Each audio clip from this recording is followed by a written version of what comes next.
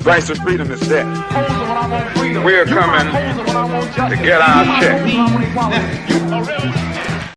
Black first, my brothers and my sisters, welcome to the Afro Elite YouTube channel. I appreciate every single last one of you all watching. We have much to discuss this evening because Fat Joe has gone on an incredibly racist anti-black rant against foundational Black Americans because his lies did not go anywhere. His mission, his assignment had failed. We have a lot to unpack with this. There's a lot that I want to discuss with you all this evening. I appreciate every single last one of you all for joining in, for watching, for tuning in, whether it's live or recorded. Now, as you guys are, which I hope you guys are, I really do. I hope you guys are already subscribed. I hope you guys already hit the like button. I hope you guys already hit all of that stuff. But as you all are doing all of that, we're going to play the copyright disclaimer just to make sure that everything is protected. Copyright disclaimer. Under Section 107 of the Copyright Act 1976, allowance is made for fair use for purposes such as criticism, comment, news reporting, teaching, scholarship, and research. Fair use is a use permitted by copyright statute that might otherwise be infringing. Nonprofit, educational, or personal use tips the balance in favor of fair use. So this is Fat Joe, okay? I edited the clips. All of this is fair use. Ladies and gentlemen, all of this is fair use, absolutely fair use. So let's not even get into this game of, because we got some clips to play. I need y'all to lock in. This is going to be the first clip. He was on some podcast ran by Tethers, let's be honest, ran by Tethers, and he is upset and mad about the fact that Microphone Check and essentially foundational Black Americans have rejected the notion and the idea that hip hop, our music genre, was co-created. I'm not contributed to, but co-created by Hispanics, okay, by Latinos, which is a narrative, a false, very anti-Black, we're going to be honest, very anti-Black narrative that Fat Joe has been trying to push out for the longest time, excuse me. So we've pushed back against this, so much so that you don't really even hear them try to argue that anymore. Since the Microphone documentary has come out, shout out to Tariq Nasheed, since the Microphone documentary has come out, you've not heard that. That was a big thing that you were hearing. You haven't heard that. This is the only time Fat Joe's come out trying to say something, and he's kind of expressing himself in anger and frustration. And we're going to get to why. We are really going to get into why a little bit later, but let's see exactly what he had to say. These rumors were made by radical Black racists. Let's just say that.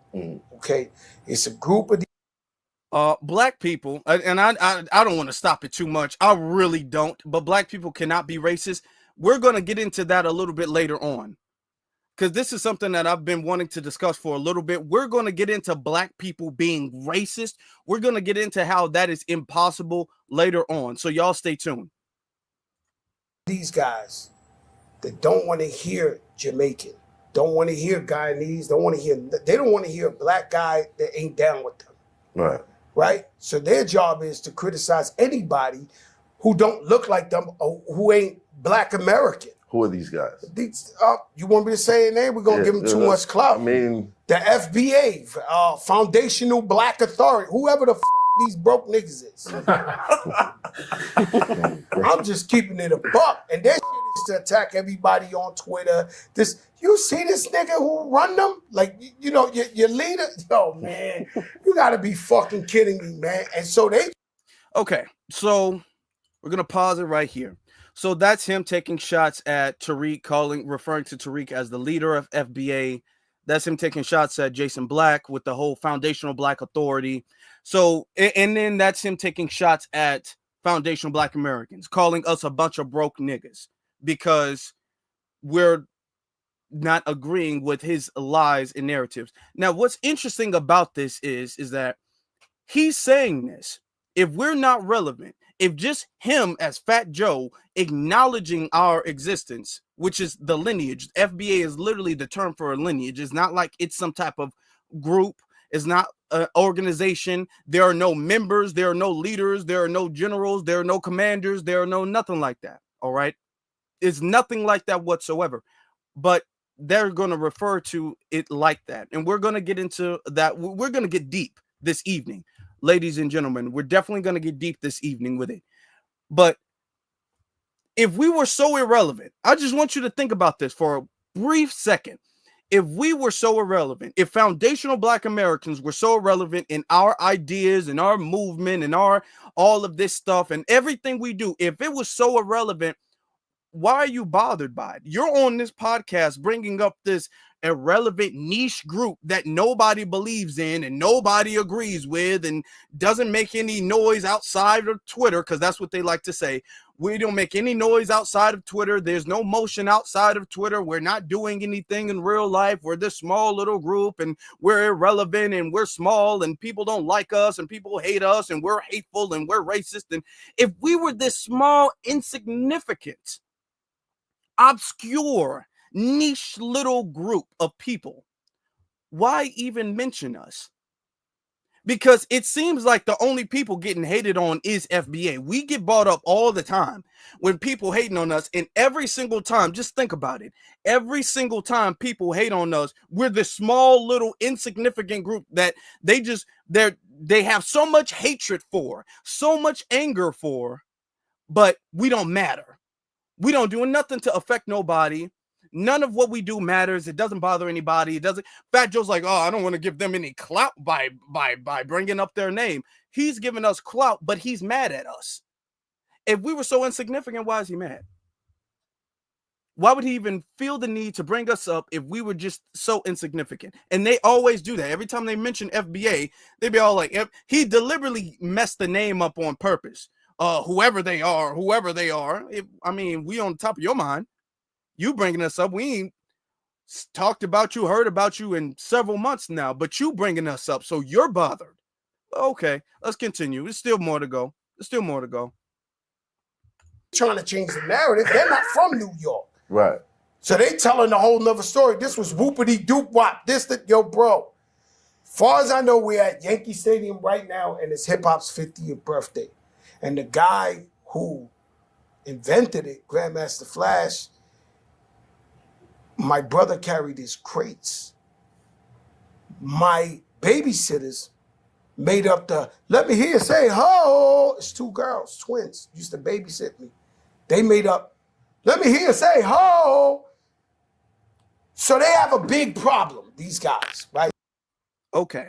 He brings this up, which we don't know if that's true or not true. We don't know if his babysitters really did that. We don't know if his brother carried Grandmaster Flash's crate. We don't know that, okay? He lies all the time. So I'm kind of leaning towards it's a lie, but let's say for the sake of the argument, it's true.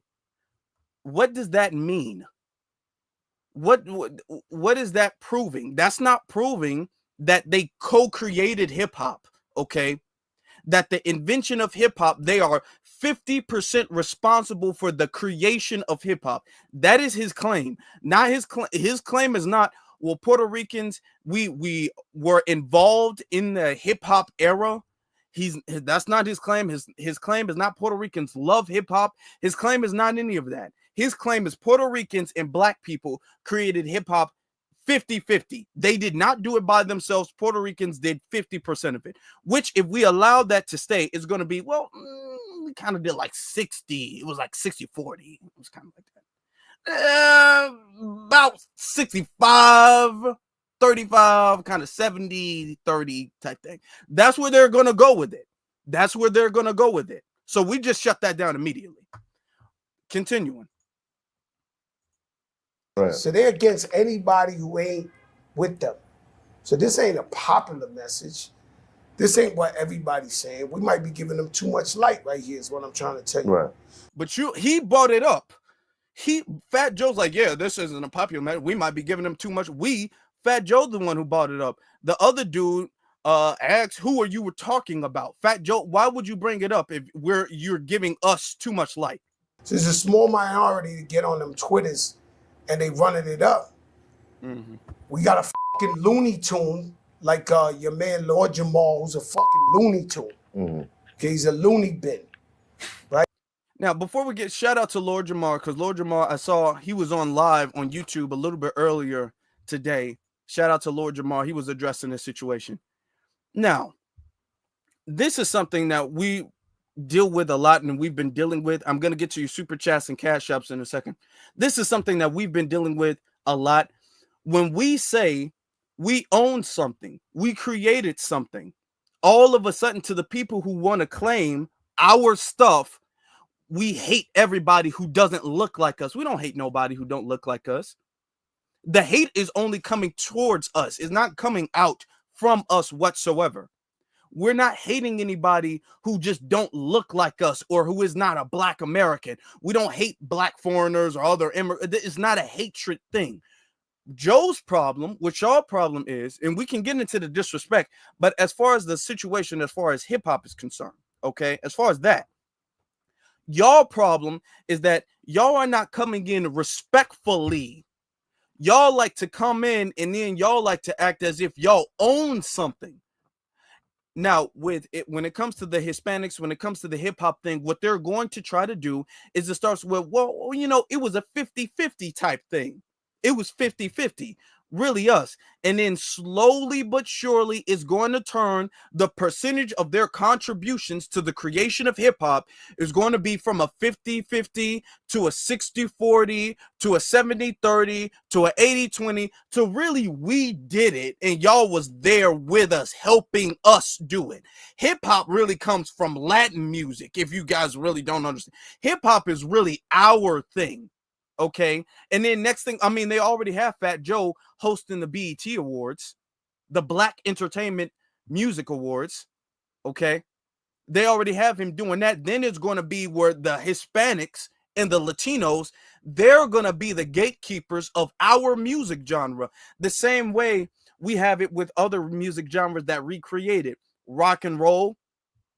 The dominant society has given the whole the title of the king of rock and roll to Elvis Presley, and ever since they gave the title of rock and roll to Elvis Presley, the dominant society has never ever tried to dethrone Elvis no matter what. They've made movies about him. There's whole museums dedicated to him.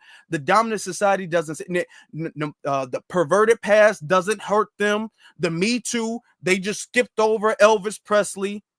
They've never tried to dethrone him. They never tried to say who's the next Elvis. Let them tell it. There's been no other Elvis. There will never be no other Elvis. Elvis is untouchable. He made rock and roll. He's the king of rock and roll. It's his to be his for the rest of his life. Now with Michael Jackson, we got to say it. With Michael Jackson, it's constantly they're trying to be like, is this the new king of pop? Has Michael Jackson been dethroned? Is somebody better than Michael Jackson? Is there a new Michael Jackson? And they're always bringing up these allegations that's already been disproven. It's already been disproven. The FBI, everybody's already disproved this. But they're constantly bringing up these allegations about Michael to this day. To this very day, Michael Jackson has been dead for decades. And to this very day, they're bringing up stuff of Michael Jackson. Okay. So this is what they do. Look at country. Look at country music. In country music, we created country music. Now you see a thing where Black artists, and Beyonce is one of them. She came out with a country music album, okay, which was the biggest country music album, did the best numbers, the one that everybody's talking about, went viral and everything. They don't even want her on the list. Not that she didn't win. They don't even want her on the list. They don't even want her album to make it to the billboards or nothing like that. Our music, we create.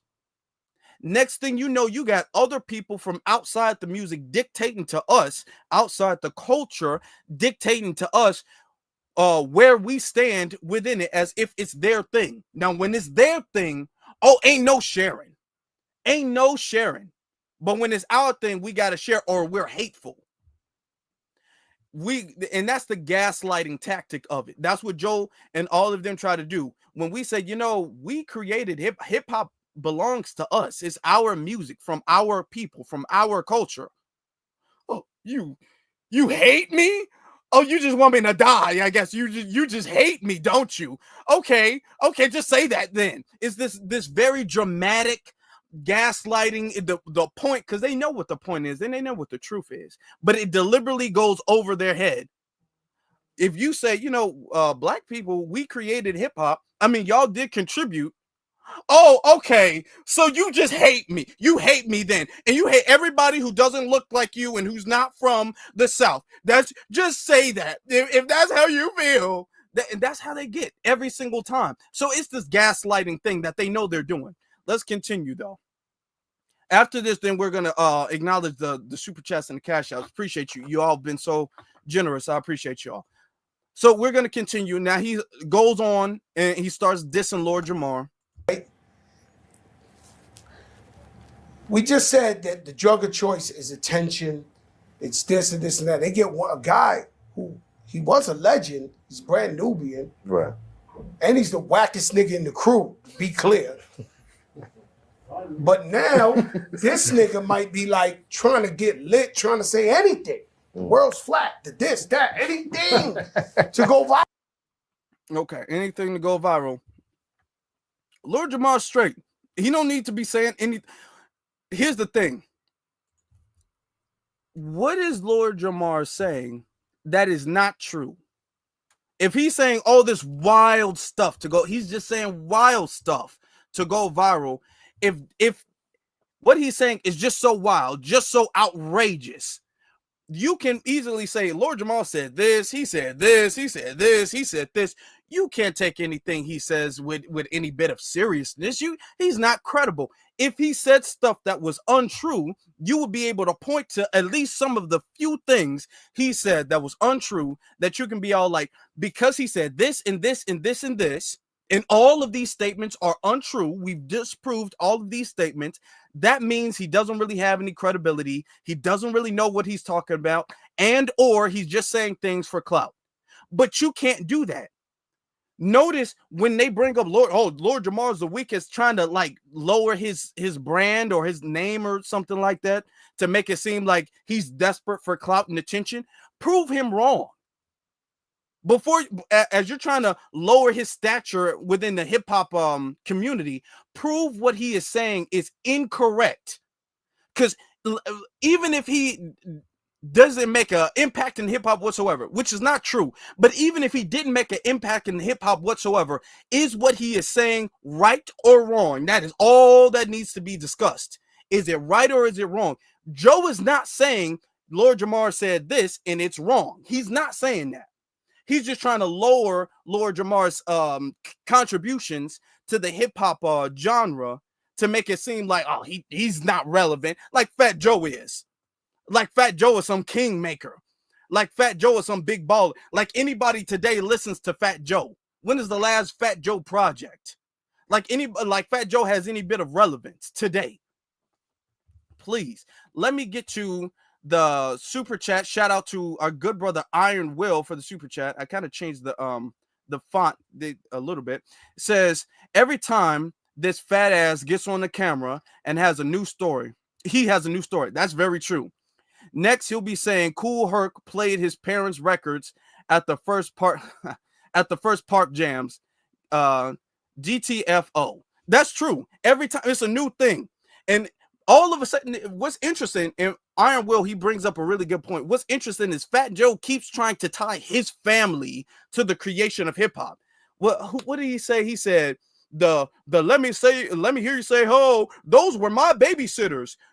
They were attached to me, and my brother held the crates. He carried the crates for forgot who he said. I think he said King Flash, I believe that's what he said. And then when I was in diapers, my diapers was getting changed by cornbread. Like he always ties himself to the origin of hip hop. It's very weird, very bizarre.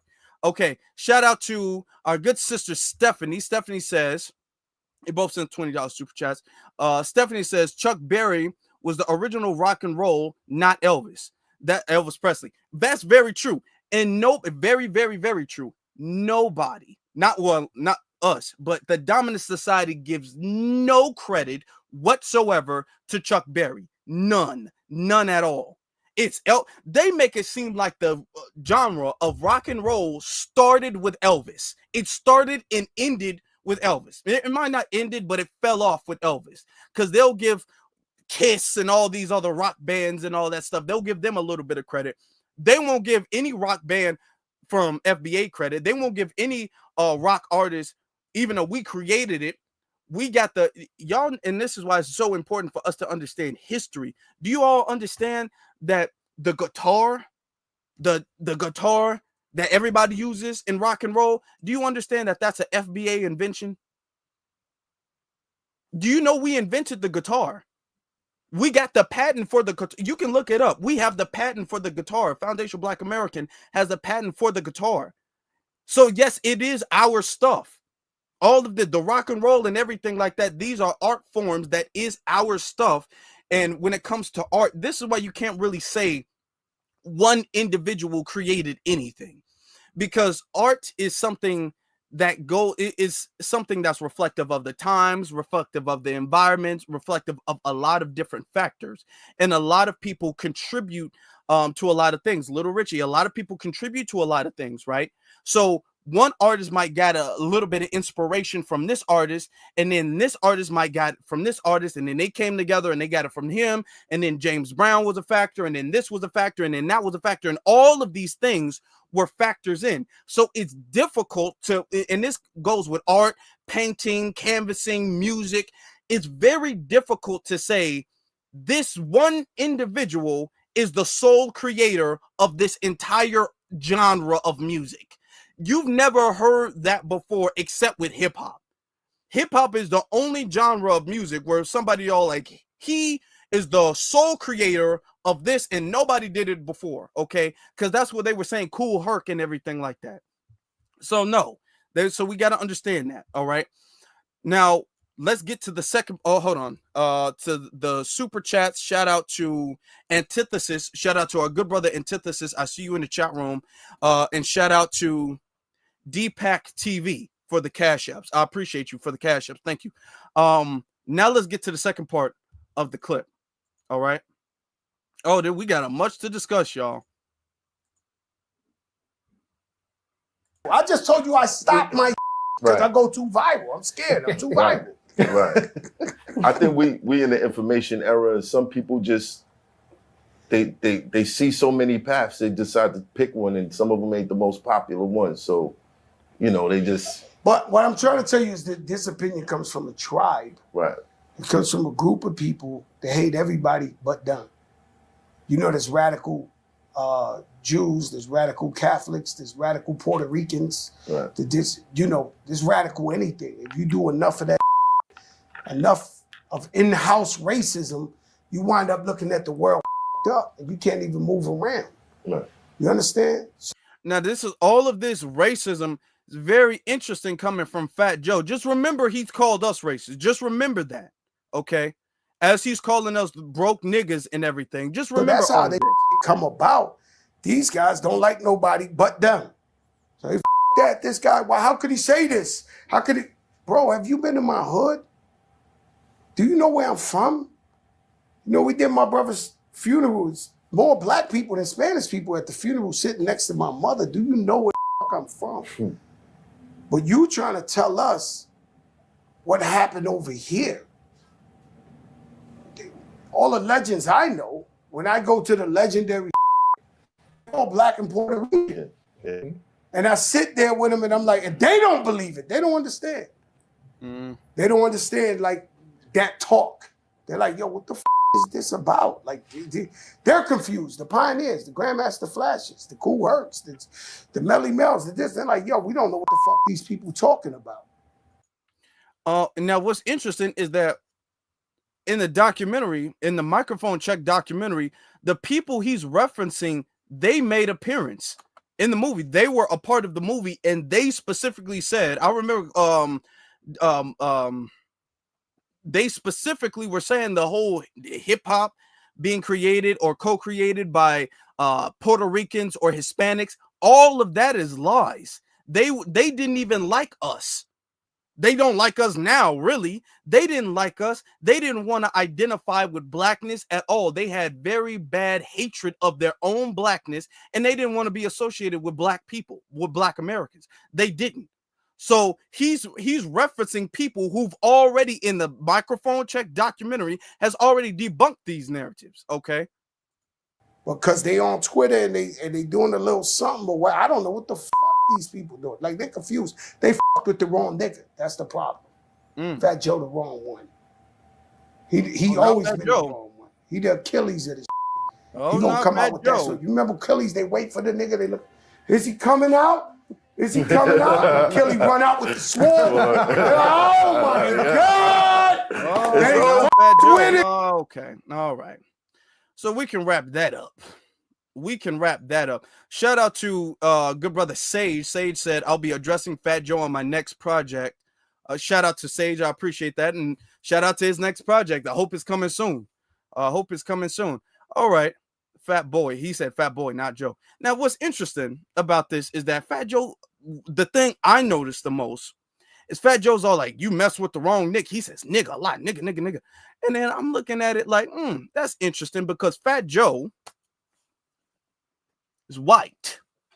Fat Joe is Caucasian. At least that's what his identification says. Joseph is white. Now, this was taken a minute ago. Okay, whatever. Joseph is white. I don't know how old Fat Joe is or whatever. Joseph is not. Look at this as a kid. Look at him as a kid. He's not black. Fat Joe is not black. Let me show you his parent. While Fat Joe is sitting up there talking about how there was more black people at his brother's funeral, look at Fat Joe's parents. These are his parents. Fat Joe is not black. Neither of his parents are black. Fat Joe is white. He's a white Latino. He's a white Hispanic. And something that what they do is that they like to either shave their head all the way, and have a little bit of facial hair.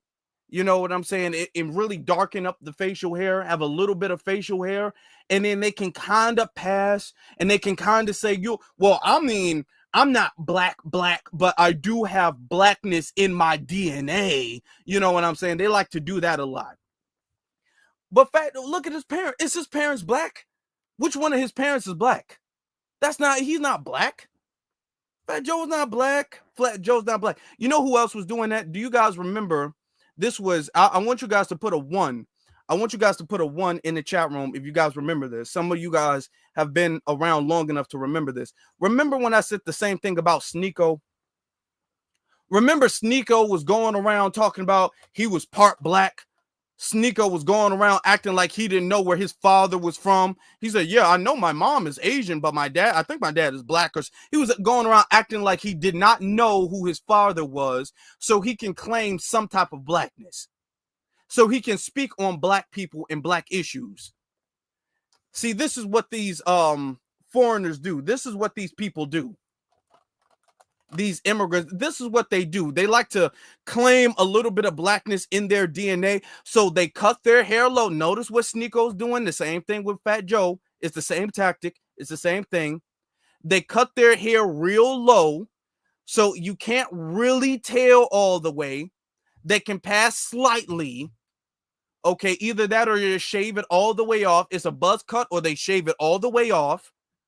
Sometimes they might have a little bit of facial hair, a goatee specifically, not a full beard, but they'll do like that. And then they'll be all like, well, I'm black. And when I said Sneeko's parents is not black, Sneeko has a picture as a grown adult with his parents. None of his parents are black. They're both Asian. Then that started to circle around. Now you don't hear Sneeko claiming blackness anymore like he used to.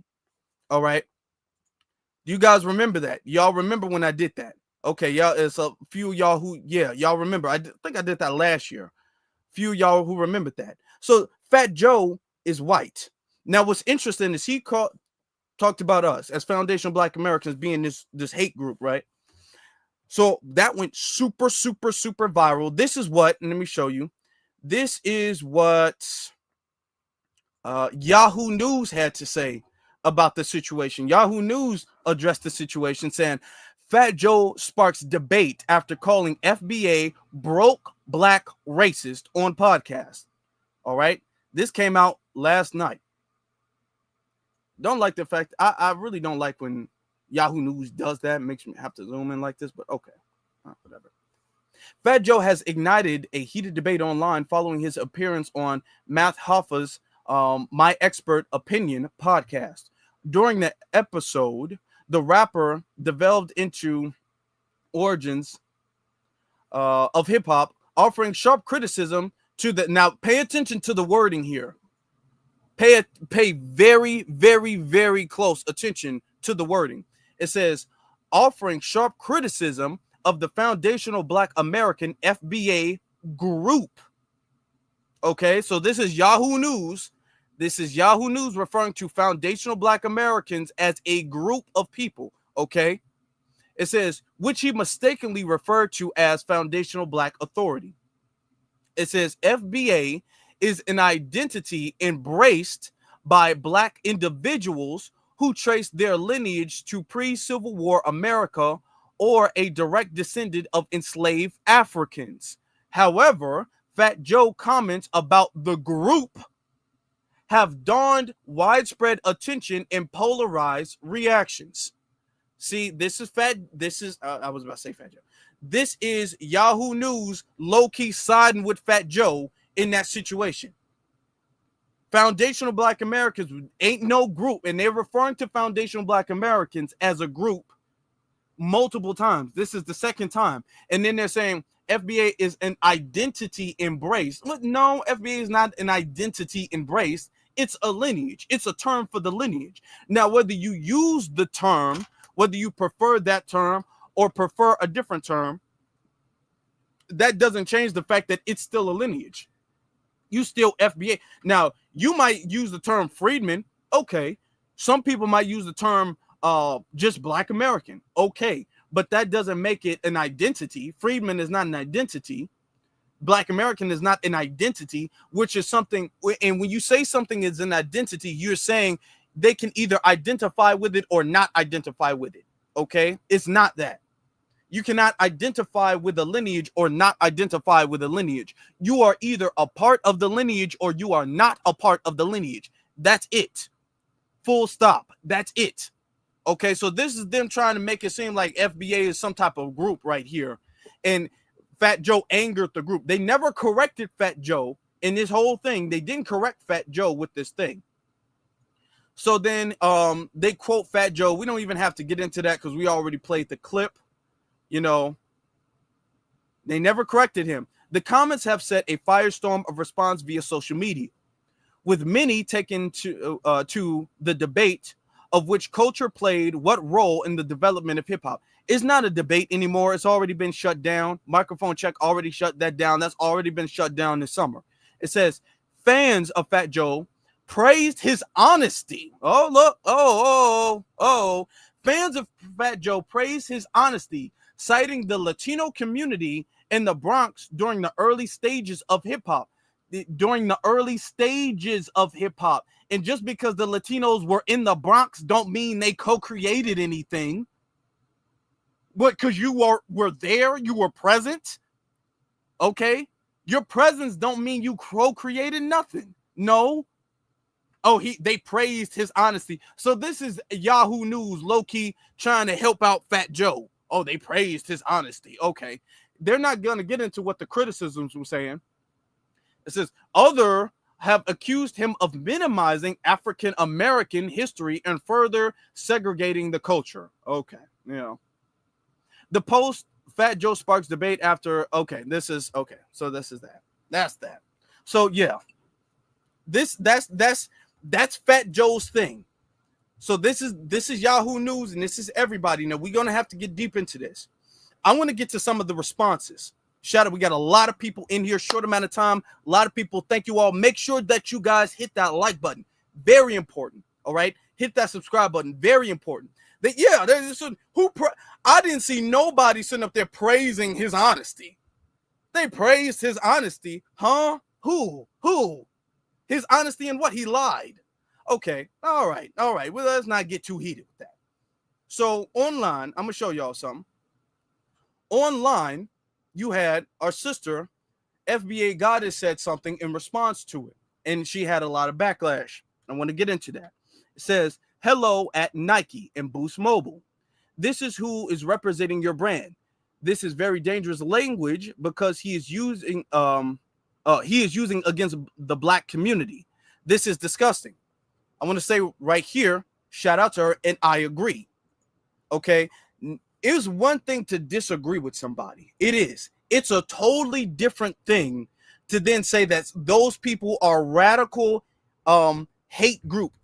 Okay, this is, first off, we're not a group at all, but to say the people using the term foundational Black American are radical, we hate everybody who doesn't look like us, we're stupid, all of this stuff, just calling us broke niggas and all of this stuff, that's very dangerous to our community. Okay, other communities, we don't even got to name them. Y'all know who I'm referring to. I don't even have to name them.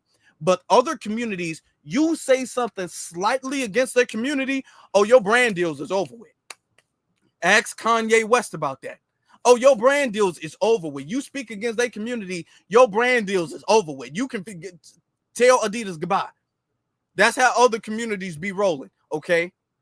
So you got people, you got brands who are partnered with you, who are associated with you, and you get to spew anti-Black racism. Because I want you guys to understand, all of what he is saying is anti-Black racism against foundational Black Americans. We're not a group. So whether you use the term FBA, the term freedman, the term Black American, or anything else, if you are referring to people who are the Black people who are descendant from American chattel slavery, you are referring to our lineage. As long as you are referring to our lineage, this is who he is talking about. He's saying FBA, he's saying that, but he means anybody who disagrees with the fact that hip hop was co-created by Latinos and Black people.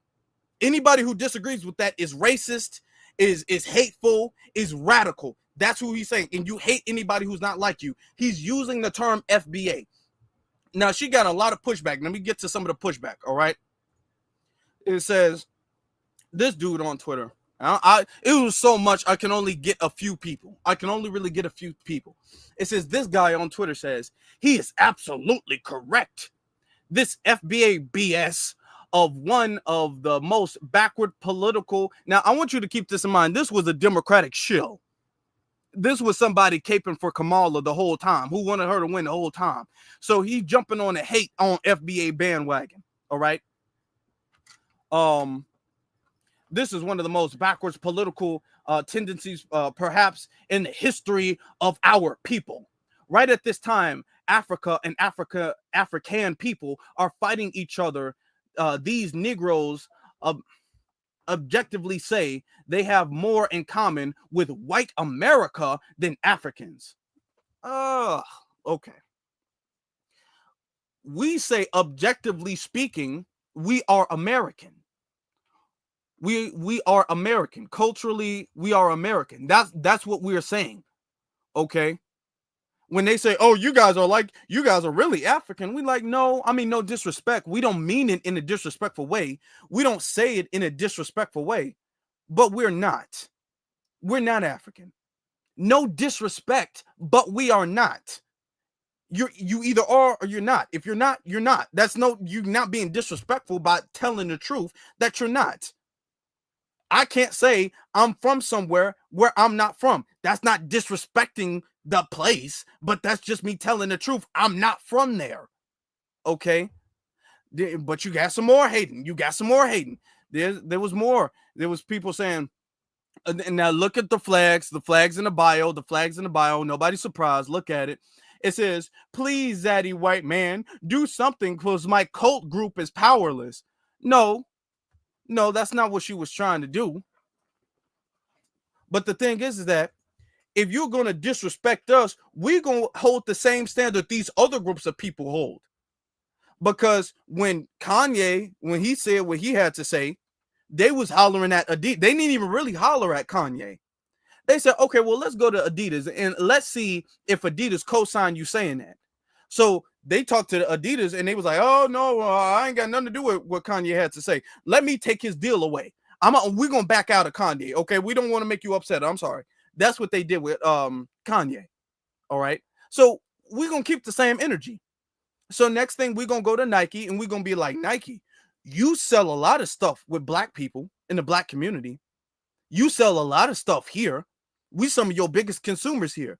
And you got these people calling us a radical hate group just because we say that they didn't co-create hip-hop, just because we say they didn't co-create our stuff. Because we're not giving our stuff away. We're a radical hate group. Nike, do you agree with that? Is that something you agree with, Nike? Is that what we own, Nike? See, and this is why Nike gets to change in their tune.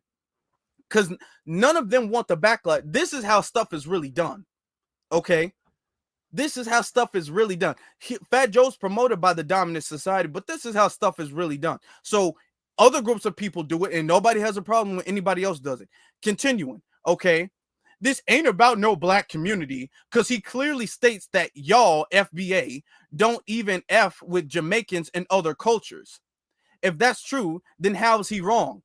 It's not about effing with other cultures and all of this stuff. It's about owning stuff. Because other culture, now what's interesting about it, was very interesting about this, is that other cultures, they don't let us claim nothing. Nothing.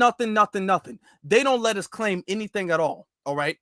Other groups of people, other cultures of people, for instance, earlier this year, I did a video where we discussed, it was a live stream, a really big live stream. It's not even that long ago, where we discussed this one woman who went viral, this Caribbean woman who went viral saying that she don't believe non-Caribbeans, referring to us, she doesn't believe non-Caribbeans should participate in Carnival. Participate. Very key word, because we don't, as FBA, we don't go to Carnival saying we co-created anything. We don't go to Carnival claiming anything. We don't do that. There are some, Carnival's not like our thing like that.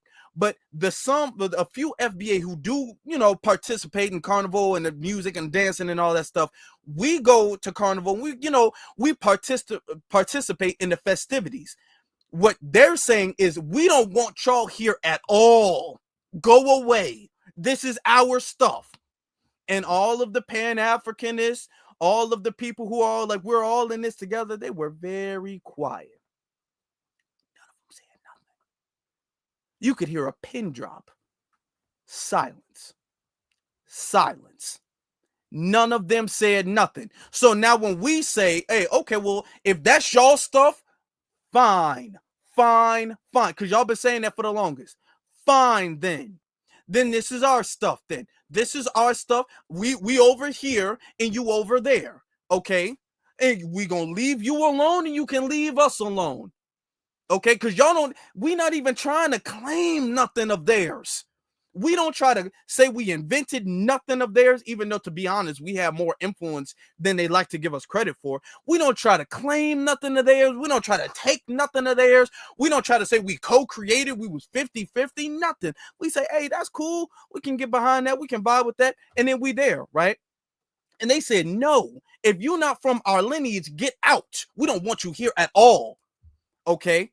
So then when we say, okay, well, if this is how we moving, if this is the standard, if this is the way forward, cool, fine then. So we just gonna keep our stuff. We're gonna just take this back. We're gonna hold on. If we're not sharing. Let me take this back. We just grabbing our stuff back. We just, okay, hold on. We gonna keep all our stuff over here. Y'all got it over there. And then they're like, oh wait, you hold on, wait, stop. That's hate. Why are you being so divisive? Bro, we are all from the motherland, brother. The ship just dropped us off in different places, and y'all hate us for what? We didn't do nothing. And then they get into crying and whining and all of this stuff. Now, ain't nobody crying. Nobody was whining. Nobody was complaining. Nobody was divisive. Nobody was doing none of this stuff when it was their stuff. When it was their stuff, it was fine for them to keep it to themselves. When it's our stuff, it's divisive. It's hateful. It's radical. We shouldn't do it. We're mimicking white supremacists. We're anti-African. It's all of this stuff. It's all of this stuff when we take our stuff back. That's like, how many of y'all, now I haven't experienced this, right? But let's say you go to your cousin's house or whatever the case is, when you kids and everything like that, you and your family, your parents, your siblings, y'all got toys at your house. You got little toys and stuff like that. Your cousins, they come over your house and they play with you. You share your toys and you share your stuff with them. You know, you in the room playing and everybody having fun. You know, you got snacks, you share your snacks and everything like that. And then when you go to their house, they don't let you play with their toys. They be like, oh, no, that's mine. That's mine. Put it back. Like, oh, okay. You asked for some snacks. Oh, no, these are my snacks. These are my snacks. No, you can't have nothing. Oh, so the hospitality, that's the issue with the Pan-African stuff. Because the hospitality seems kind of off. And that happens again and again and again. They come over. I'm talking about they comfortable as hell. They going through the toy box and everything like that. They wearing your clothes even. They going through your little lunch box, getting all your little fruit snacks and your Capri Suns and everything. Like, you ain't got no snacks for lunch for school. You don't got nothing for lunch. You drinking water and eating crackers. You don't got no snacks. You don't got no fruit snacks. You don't got no little gummy bears. You don't got nothing. You go to them and everything like that. They're like, no, these are mine. These are mine. Don't touch it. Don't touch it. So that keeps happening over and over and over again. So then when they come over to your house and everything like that, they go through the toy box. You be like, get out that toy box. No. Those are mine. Those are mine. Put those fruit snacks back. Those are mine. Those are not. You can. There's water in the sink. You're not even giving them a bottle of water at this point. Then no. Put the bottle back. There's water that comes out of the sink. Get the tap water in the. Don't worry, we clean. We gotta purify. Get the tap water out the sink. Get a glass from the cabinet, a plastic one, not a glass one, a plastic one. Get a glass. Get some water, okay?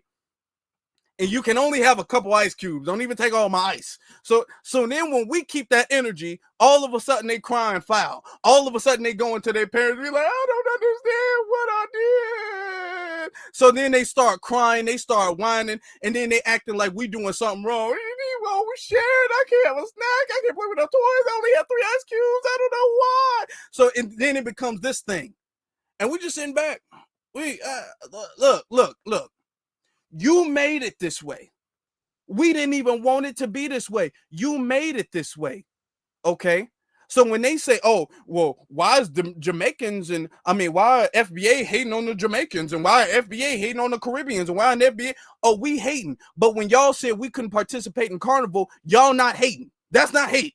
It's about culture. Oh, no, it's just about culture and we just don't understand your culture. So it's just about protecting the culture. It's not hate. Okay. So when Michael B. Jordan tried to do the Javette Rum thing, oh, it's about culture. You understand? It's not hate. It's about culture. So when we can't come in y'all stuff, it's about culture. But when y'all can't come in our stuff, it's about hate. Oh, so that's how it is. Oh, no. No. We keeping the same energy. We keeping the same energy from here on forward. Okay. That's all we doing. To be honest, we actually being a little nice to you. Because we could be meaner. If we want to be real, foundational Black Americans could get a lot meaner. If we're gonna be honest, we could get a lot meaner than we really being right now. We just kind of being ourselves. We keep into ourselves. We could get a lot mean. Don't try us. Don't do it. Don't do that. Okay, because we could get a lot meaner. All right. Shout out to Sister Nisi says, Mav Heffer has removed this video too. Oh, damn. See, the backlash got him removing videos. I'm glad I got that from Twitter. See, and that's the thing. Now it's on the internet. It's on the internet already. You can't remove. What you gonna remove? It's already on the internet. Everybody's made a reaction video to it. It's already on Instagram, TikTok, Twitter. It's already on the internet. You can't remove it from everybody's phone, from everybody's laptop, from everybody's device. It's there now. It's gone. It's there. It's too bad. You would have been braver keeping it up. So we're gonna get into more. Then you have some more hating, right? Then you have this. Nah, don't put this one on the black community, beloved. He's talking about y'all, and he's absolutely right on that one. And now you're on here snitching. Okay, so now it's snitching. Now you're on here snitching. They're defending white Fat Joe. All of these are Democratic shields. These are Democratic shields and tethers defending Fat Joe, even though he's white, calling black people nigga, y'all broke niggas, y'all this, y'all that, y'all this, y'all that. Broke radical effing niggas is what he called y'all. And you got the tethers and the Democratic shields agreeing because they hate FBA. That's what's happening. It says, now you're on here snitching and trying to get him to lose business endorsements. Well, I mean, that's his fault. He's right about y'all, but we just don't think he needs to be the one to say it. No, he's wrong. He's wrong. Everything he's saying is wrong. Then you got this Democratic shield. Nike and Boots Mobile. This man is not talking about the entire black community. He's talking about one specific segment. He's not talking about you because you're probably not FBA, but he's talking about everybody from the lineage. Talking about any and everybody from the lineage. Then you had, oh boy. Then you have Myron Gaines jump in there. Here comes Myron Gaines. Lord have mercy. And you know there's not a time when he's not going to jump on the anti-black, anti-hate on FBA bandwagon. Because you know Myron Gaines got a bone to pick with FBA. So you know Myron got to say something. So Myron says, Fat Joe speaking facts. FBA stands for frequently itching always. Like, really? Myron be crying in his... Myron has more videos of him crying in the last couple years than I think anybody else does. Myron be crying, snapping off, yelling in his tight ass pants. Okay, come on, Myron. Don't go there. But anyway, it says they cultivate the very racism they cry about every day. Myron, aren't you the one wearing a damn Ku Klux Klan hoodie? Myron got several instances where he's wearing a Ku Klux Klan hoodie talking about we cry about racism that we cultivate every day. Perpetual, look, okay. And then he goes Tariq. This is Tariq. I don't even want to get into some of the stuff he said. I don't want to get flagged with some of the stuff he says, so I'm gonna just put that down. But Myron's been hating. Yeah, let me just protect the channel. I don't even want to read the rest of what he's saying to get flagged. But I want to show you something. This one I thought was very interesting. Look at this, y'all. It says, as a Pan-African who is FBA, it's time to revisit what Black unity means in 2024. To watch many of who I view as my, quote, extended family co-sign what he said about FBA says a lot. What I once suspected about how certain people are moving seems to be manifesting itself. See, now a lot of the it takes a little bit of time. It really does. But this is why the Pan-African stuff is not working. Now, for the FBAs who are still on the Pan-African thing, who still want the Pan-African stuff to work, let me tell you this. Let's really discuss this, all right? I fully understand the love for the diaspora. I have love for the diaspora. I want the best for the diaspora. I understand that. However, you have to be realistic. Realistically, that's not what we need to be on right now. That's just realistically. Okay, realistically, we do not need to be on. We are all the world. We are all one big people. We are all this. We are all real. We can have love from them from afar. We got to focus on ourselves, because the thing is that you have to understand from a realistic point of view, these other groups of people, they got our extended family has a lot of problems. Okay, that's like, for instance, holiday time. Or whatever. We're entering the holiday season, right? We're in the holiday season, right? And you invite your family over, you invite your friends, your cousins, and all of that stuff. They come for dinner and parties and stuff like that. But you know there are some family members you cannot invite to your house. We all know that. There's some family members, they come to your house, they leave the house, you don't got no silverware. They come to your house, they leave the house, you're missing something. Okay, they come to the house, they're always starting fights. Okay, they come to the house, they're rude, they're eating up all the food. We know that there are some people we can love them, but we know there are some people in our family we cannot rock with. That don't mean we don't love these people. Okay, we can still love these people to death. We can have our hearts full of love for them, but that does not mean we can rock with everybody. Even if we love, we can I wish them the best. I swear I do. But that don't mean we can rock with everybody, and we can't, we can't. There's too much tribalism going on over there, and that's not the government. That's not the government. That is not the government. They like to blame it on the government. No, that is culture. Okay, let's get to, and I got to show this because I gave the definition before a long time ago, but I got to get to the definition again. Let me get, and I always save it just because I know I got to get to it. Culture is a societal concept that encompasses the beliefs, conduct, arts, language, and traditions that is collectively permitted and or practiced by a group of people.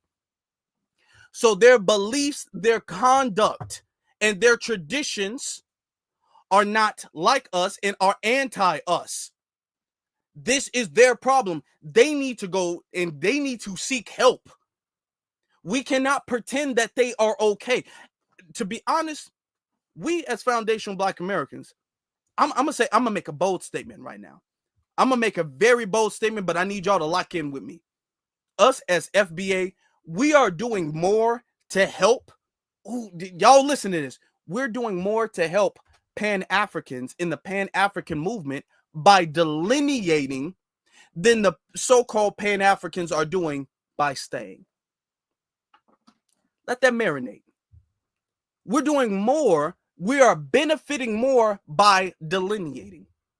Because when we delineate and because we're their saviors, we're like their heroes. Okay, we're the ones who always saving them and helping them out, like with the apartheid and all of this. So we're the ones doing that, and we don't allow them to really clean up their own mess.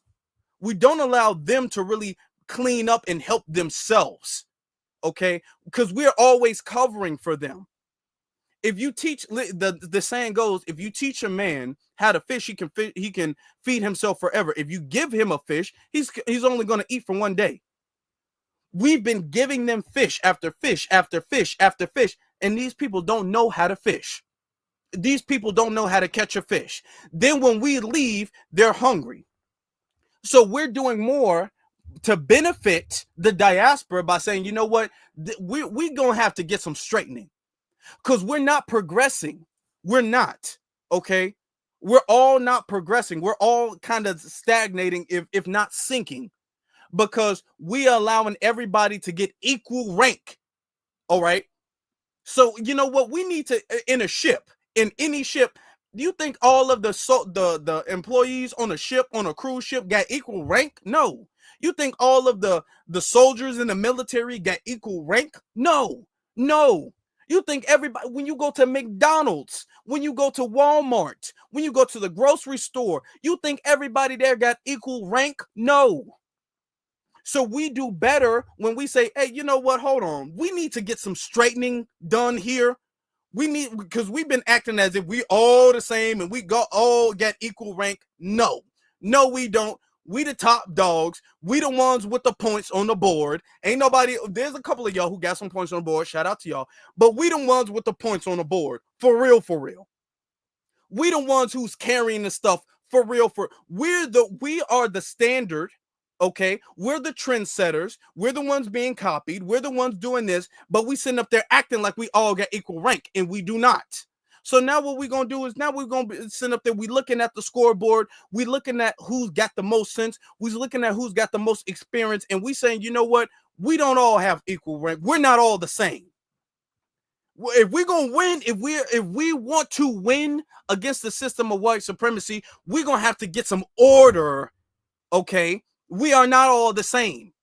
You're going to put the star player in the guy who's sitting on the bench in the starting five. No. This man got 2 points. This man got 50. They shouldn't be in the starting five. The man who got the 2 points should stay on the bench. If the star player hurt his leg, he get off. That's it, and that's all. All right. So yes, a lot of them are starting to realize now, and that animosity. Let me show you the point, the thing again.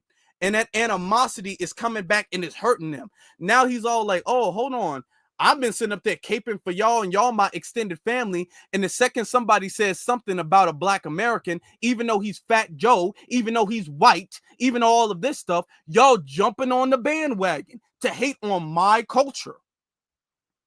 To hate on my culture. That's what y'all doing. Now, a lot of people was all like, well, why y'all even let Fat Joe say, and we're going to have to get into this. Why y'all let Fat Joe say that? Before we do that, I want to get into the reaction from DJ Academics, because DJ Academics said a little bit. We're going to get into a little bit of what DJ Academics had to say.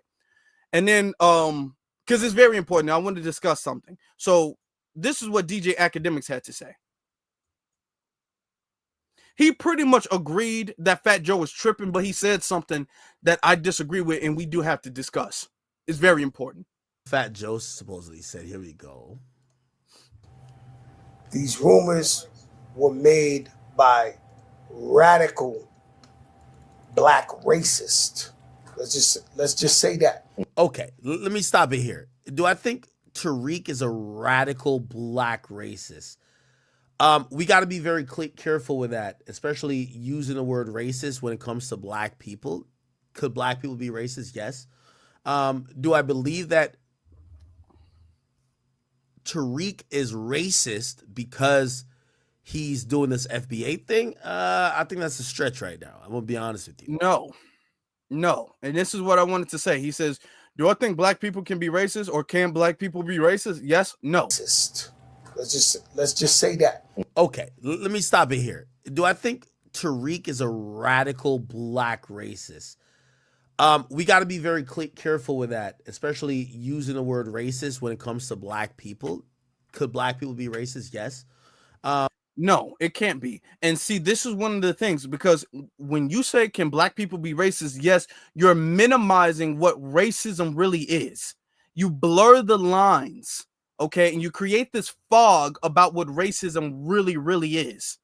Then is, well, can Black people be racist? Well, I have a white friend. And this is what Fat Joe is trying to do. He's trying to associate himself so closely with Black people. There was Black people at my mama's funeral or my brother's funeral, and I had Black people who babysit me, and I had Black people who did this, and I had all of this. I have a Black friend. No, that's not how it is. That's not what racism is. That's what inspired me to make this tweet right here. Earlier on Twitter, or X, y'all call it X. A lot of people call it X. Okay. Says Black people cannot, all caps, not be racist. People who say otherwise are either, and this is one, A, lying to cover for real racism, B, don't really know what racism is. That's 100% the truth. Okay. Let's get into the definition of these words. Race, and we've already discussed this. Let me see if I still have okay, I don't have it pulled up. Race is a category.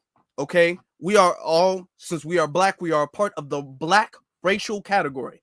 There is the Black racial category, there's the white racial category, there's the Asian racial category. Then they kind of go into like almost subcategories, but it's like the Native, they call them Native Alaskan or Native American racial category, and then they go into like the other racial category, but pretty much nobody uses that. So in a Black racial category, you have, this is the category, ism, and we're going to get into the definition. Look at this, look at the screen. Ism is a suffix that is added at the end of a word to describe a belief, ideology, or practice. For example, capitalism is a belief in capitalist economic system. Capitalism, racism, sexism, classism, ageism, Marxism, socialism. All of these isms are to back up a system of practice. Okay? It is all about a system. All right? Now, this is why racism, race, the category, ism is a system of race. Racism is a system of race in the order of race. It is about a racial hierarchy. You know how you have the pyramid thing when you was a kid and you used to see in the little books and stuff like that, they'd have like the protein at the top and then the vegetables or the bread and stuff like that at the bottom, and then it'd be like little eggs and stuff like that in between. That's a hierarchy. That's the pyramid. That is what it is. Where you have the dominant society at the top of the hierarchy, you have the black society at the bottom of the racial hierarchy. This is what the hierarchy is, the racial hierarchy. It does. That's why the whole term reverse racism doesn't work, because the hierarchy is this way. It doesn't flip over or anything. Let's get into the word ist. Ist is its own word. Ist is a suffix often corresponding to verbs ending in "-i's" or nouns, right? Or nouns ending in "ism." It denotes a person who practices or is considered with something or holds a certain principles, doctrines, okay, and now an apologist. So getting to the definition, and these are the, Google can really kind of water down some of the definitions. These are the definitions of these terms and of these meanings. This is what this stuff means. Racist, racism, all of this stuff. It is about a system of racial hierarchy, of racial power. For me to say black people cannot be racist, you would have to say we have a system that empowers us. It's not about an individual, because they keep trying to make it seem like racism is an individualistic thing. It is not. Racism is about a group thing. It's all about the group. Isms and systems are about the group, not the individual. All right. So yeah, there might be black people who have more power than for instance, Oprah or something, or LeBron or Beyonce, some people who have high status and money, and they might be richer and more famous and have more status and pull than the average Joe white man. But the system is the same. The system benefits that average white man based off of his race, his racial category. This is what that is. Okay, this is 100% what that is. So no, black people cannot be racist the same way we cannot be classist to rich people. Can a homeless person be classist to Elon Musk? Can a homeless person be classist to Jeff Bezos? Can a homeless person be classist to Donald Trump? Can a homeless person be classist? Can they practice classism? No. But Elon Musk can practice classism. Donald Trump can practice classism. Jeff Bezos, Mark Wahlberg, all of these people, okay? Bill Gates, all of these people can practice classism because they are of the upper class. It only goes in one way. There's no reverse. Like there's no reverse racism. So DJ Academics is wrong. Now we're going to get into why was Fat Joe allowed to say the whole he's black and all the N-word, and a lot of people are saying, well, you guys been saying that Fat Joe can say the N-word for the longest time. Not really, but unfortunately, Fat Joe saying the N-word has not bothered us as much as it is now. Why is that? I'm gonna show you why. Listen to this clip. All right. Hold on. Man, you guys understand. When Farrakhan sees you, want a headline? When Farrakhan sees me, he says, "Peace, black man." That's right. That's right. No, this is what Farrakhan says. Peace, black man. Peace, beloved. Yo, peace, Mr. Minister Farrakhan. What's up? This. That's how he dresses me. I've been too black for some Spanish people, and been too Spanish for some black people. I've been a mutt. My whole career, I've been a mutt. Man, so, and this is what they do. This is what they do. So Fat Joe is sitting up there acting as if he says, I've been too black for some Spanish people, and I've been too Spanish for some black people. First off, you wouldn't have gotten anywhere if it wasn't for black people. Fat Joe would not be anything if it wasn't for black people. So what do you mean you've been too Spanish for some black people? Black people have allowed Fat Joe to come in to the community with open arms for the longest time, and we shouldn't have done that. But Fat Joe, you not black, dude. He's not black. Fat Joe's not no black man. What is he talking? I've been too Spanish for some. You've been too Spanish. You've been too black for who? Who have you been too black for? When we look at your family, who have you been too black for? This man is sitting up here lying. He's telling a damn lie. Oh, I've been too black for... You ain't been too black for nothing. You are not black at all. Just because you shave your head and you can kind of look a little ambiguous a little bit because your nose might be a little wider than the rest of the European family. No, you are a fat white dude. That's what you are. Fat Joe is a fat white man. That is what he is. A fat, bald head white man. That is what he is. While he's sitting up there acting like, oh, I've been too... Listen to this. I've been too black. When Farrakhan sees you in the headline, when Farrakhan sees me, he says, "Peace, black man." That's right. We don't even know if that's true, but okay. And if Farrakhan did say that, Farrakhan probably said that because you keep trying to claim that you got some blackness in you. That's right. No, this is what Farrakhan says. Peace, black man. Peace, beloved. Yo, peace, Mr. Minister Farrakhan. What's up? This is how he dresses me. I've been too black for some Spanish people and been too Spanish for some black people. No. You ain't been too black for nothing. And as a matter of fact, he don't even like black people. And to no surprise, he don't even like black people. Listen to this. This comes from our brother Sincere. He was able to pull this up. Shout out to Sincere. I heard him and Macho say stories. Now this is somebody who used to roll. This is a person who used to roll with Fat Joe back in the day. Demeaning and being real racist to black people. Him and wait, Macho. wait. What you mean? The two white guys at the crew is him and Macho. Okay, but I know.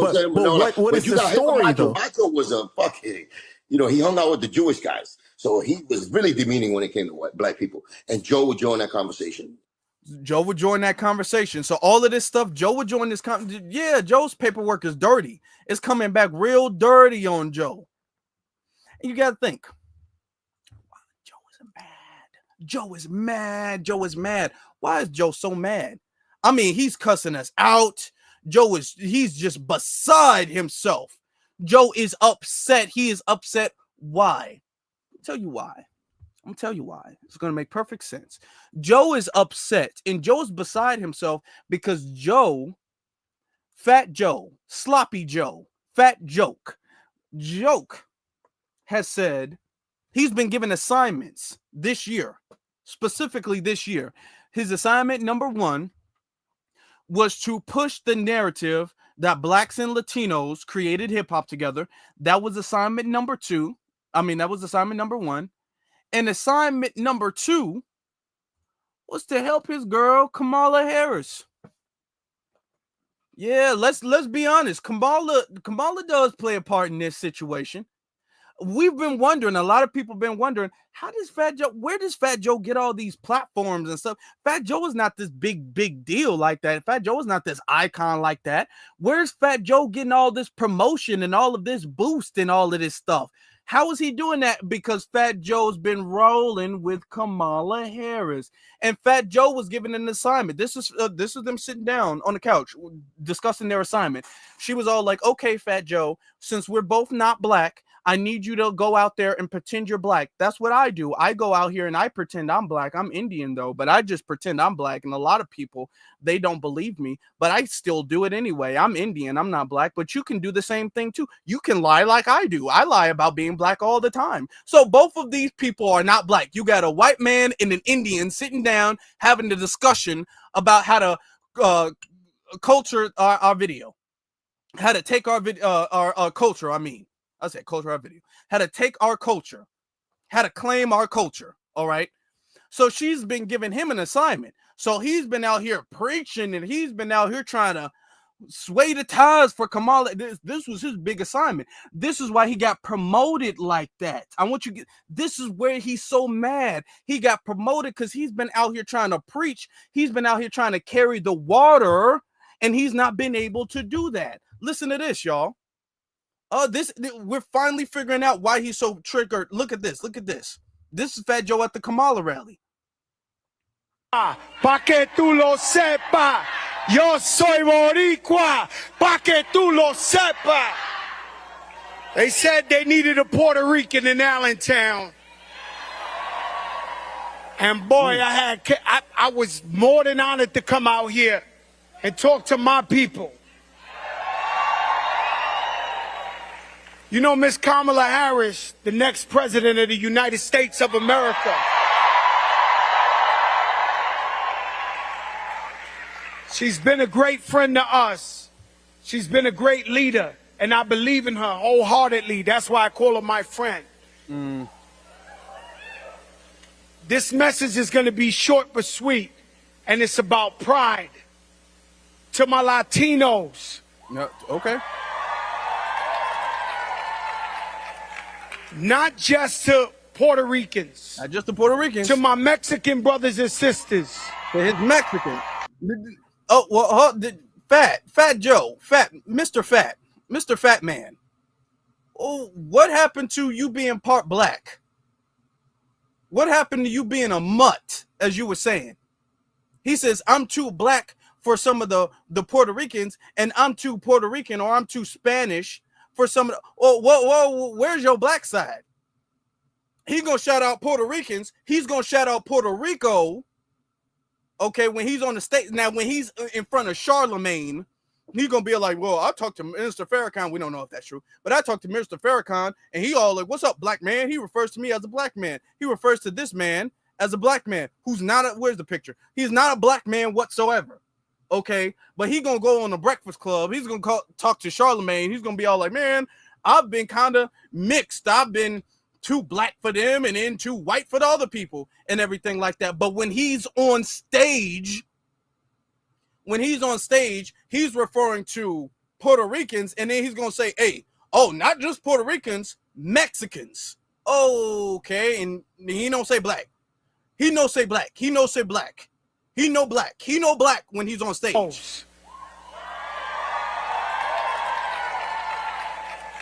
Not just to Puerto Ricans, to my Mexican brothers and sisters. The day I seen Donald Trump come down that escalator and call them Mexicans drug dealers and he obviously didn't know the Mexican Americans that I know.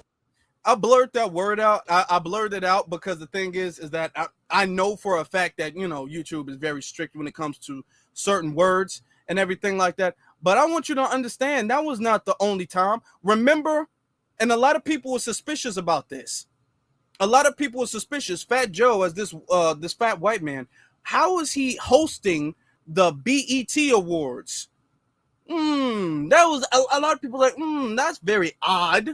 Because Fat Joe ain't even popping like that. He's not black. How is he hosting the BET Awards? Because Fat Joe had an agenda.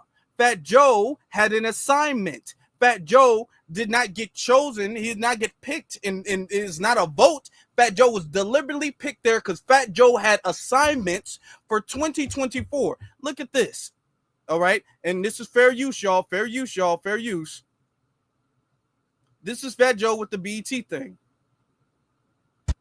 You've been endorsed by a bunch of important people in the black and brown community. Let us. And I'm sorry, it's only like 4 seconds. I got to stop that there. Oh, you've been endorsed by a bunch of important people in the black and brown community. Who? Obama? Who? Roland? Who? Tyler Perry? Who? What important figure? I'm not just talking about celebrity. What important political figure that we take serious? Who? Al Sharpton? Who? What? Who?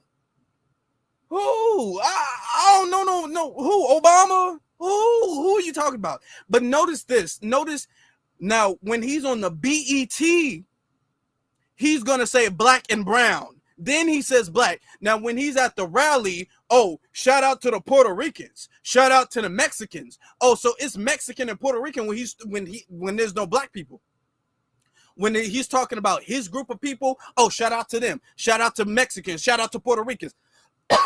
Now, when he's talking to Kamala, he's sitting next to some black guy. I don't even know who he's sitting next to, but he's sitting next to some black guy on the BET thing, and now it's black and brown. You see how they do? This is why we don't do that black and brown stuff. Because when they by themselves, ain't no black and brown. None. The other guy, from the clip I played you a few minutes ago, he was saying Fat Joe was sitting up there talking crazy mess about black people. Fat Joe don't like no black people. Fat Joe don't like black people at all.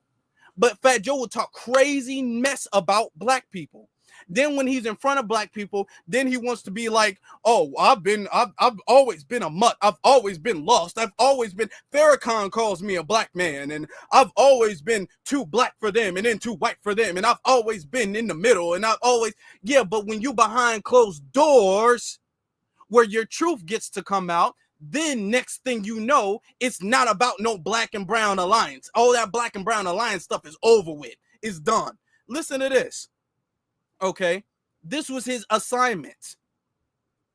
Take it back for you. You've been endorsed by a bunch of important people in the black and brown community. Let us know why it's so important to vote for you November 5th. You know, there's a lot of misinformation out there that would suggest to people that their vote doesn't matter. Yeah, you know how that goes, so we ain't going. No. And this is why he's upset. And it all circles back. Going back to this, why is he so mad? Look at this. These rumors were made by American. Who are these guys? You want me to say a name? We're going to give them too much clout. I mean, the FBA, Foundational Black Authority, whoever the these broke niggas is. Think about this, y'all. Think about this. Fat Joe, all of a sudden, out of nowhere, it's not like Fat Joe had some wild, successful project. It's not like Fat Joe came out with some record-breaking album, or Fat Joe had something big going for himself. Fat Joe, all of a sudden, was just promoted out of obscurity. We ain't heard of Fat Joe in years. Fat Joe hasn't dropped a successful project in years. He hasn't dropped a successful song. He hasn't even been a feature on a successful song in years. But all of a sudden, out of obscurity, Fat Joe's now hosting the BET Awards, and Fat Joe's at the White House, and Fat Joe's this, and Fat Joe's all over the place in headlines, and everybody want to talk to Fat. Where did that come from, y'all? Where did that come from? And I'm telling you right now, it came from this. It came from the fact that they needed somebody who's like, okay, well, Fat Joe, I mean, you're not black like me, so you don't have any loyalty to black people like I don't have any loyalty to black people, and you hate black people like I hate black people, so you'd be the perfect contender. You'd be the perfect person to come and do this job. So they sat down on the couch and they discussed it, and he was all like, hey, I'm white. You know what I'm saying? You know, I hate black people. You hate black people. You know, I call them niggas and you call them niggas. Now it's behind closed doors and everything like that. But I can work with you. So Fat Joe, he was all like, yes, ma'am. Absolutely. I will take on your assignment and I will go out there and I will lie and I will say hip hop was co-created by Hispanics and Latinos. And I will get out there and lie and I'll say, Kamala, you're out here and she's the best people for Puerto Rico and she's the best people for Mexico, and I will get out here and I will do all of this stuff. So Fat Joe has been promoted like never before. Never before has Fat Joe ever been this big, y'all. Fat Joe has been bigger than he's ever have. Going back in 2000, Fat Joe was not that big. 2001, Fat Joe's not that big. 2002's Fat Joe's not that big. Not 2002. 2021, 2022, 2020. Then you start to see all of a sudden, oh, Fat Joe's the biggest. Fat Joe's an icon. Fat Joe's a legend, and Fat Joe is this. And all of this is orchestrated. None of this stuff is genuine. That's what I'm trying to tell you all. None of this stuff was genuine. Fat Joe had an assignment. And then after Kamala lost, look at her, y'all. Just defeated, just sad, just defeated and sad. After she lost, and y'all know how it go. So she sit up there looking at it like, you know, Fat Joe, we gave you a big boost, man. Gave you a pretty big boost, dude. You were supposed to deliver on some of the stuff. This is why he mad.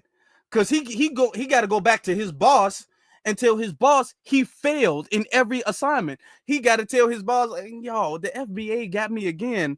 FBAs, they just been beating my ass. Every time I try to come outside, it's FBAs and they just shutting me down.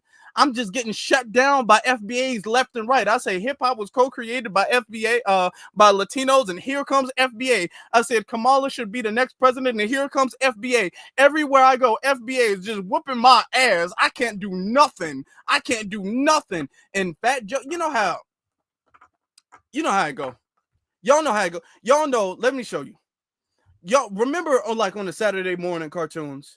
On the Saturday morning cartoons, and you would see the superhero, and the superhero would beat the henchman, and then the henchman would have to go back to the boss. And you all know how the superhero cartoons go. The big final boss is either doing just two things, and we all know. We all been kids before. We all know this. The henchman is either the big boss. I'm sorry, is either standing up, facing a window in a dark room. He's facing the window and his back is turned, and he's sitting up there looking. He either got his hands behind his back, or he got his hands and he got a cat in his hands. He's rubbing the cat with a robot arm. That's either one. Or okay, the henchman is sitting up there. The big boss is turned around. He got his thing turned around like this. Okay, there's two things, only two things. And you know how the henchman come over, he got it all beat up and everything like that, and be like, "Sorry, boss." You know, the henchman got like a crazy, weird accent and everything like that. "Sorry, boss, he got away this time." And then the boss, the final boss, he stands up. He's like, "Well, if he got away this time, I don't need you anymore." And then he takes out a laser gun and bam, he blasts him. And then all of a sudden, the henchman is vaporized. No, I'm sorry. That's what happens. We see it all the time in cartoons. That's how it happens all the time. Yeah, somebody said Inspector Gadget. Exactly. That's what it would do in Inspector Gadget all the time. "I'm sorry, boss. Did you get Inspector Gadget this time?" "Sorry, boss." And the guy got a black eye and everything like that. He's limping. He's limping to the office and everything. "He got away this time." And then the guy gets he might not even have a gun. He might have a big robot arm or something like that, like he Megatron or something. You know, and blast him. And then he just starts this, you know, in the cartoons and everything, they couldn't have guns with bullets. So he shoot him with a laser, and then he just start melting to the ground. That's how it would go. So, and that's the same thing with Fat Joe. Fat Joe is all like, "Hey, my boss, I keep coming home L after L after L after L. Everywhere I go, foundational Black Americans is beating me down." This is why Fat Joe was so upset. Just listen to the anger in what Fat Joe was saying. Listen to the anger. All right. Okay. Foundational Black authority, whoever the these broke niggas is. I'm just keeping it a buck, and that shit is to attack everybody on Twitter. You see this nigga who run them? Like, you know, your leader? Yo, man, you gotta be fucking kidding. And he's very mad at Tariq because his first assignment was to create this narrative, to create this lie that hip hop was co-created by Latinos. And when Tariq dropped that documentary Microphone Check, that completely smashed that. The lie's over. It's done. It's done. It's over with. So now he's mad at Tariq. That's why he does the whole, well, Tariq is the leader. You see who this guy's leader is. So that's that shot at Tariq for that. Man, and so they trying to change the narrative. They're not from New York. Right. So they telling a whole nother story. It's a lot of people from New York, FBAs from New York, saying that Fat Joe is lying. A lot of FBAs from New York saying that Fat Joe is lying. Fat Joe's not telling the truth. It was whoopity doop wop. Yo, bro. Far as I know, we're at Yankee Stadium right now, and it's hip hop's 50th birthday. And the guy who invented it, Grandmaster Flash, my brother carried his crates. My babysitters made up let me hear you say ho. It's two girls, twins, used to babysit me. And he doesn't specify the race of his alleged babysitters, but what does that matter? They made up, let me hear you say ho. So they have a big problem, these guys, right? So they're against anybody who ain't with them. So this ain't a popular message. This ain't what everybody's saying. If it's not a popular message, why are you so mad? Fat Joe is beside himself, ladies and gentlemen. Fat Joe is mad, brothers and sisters.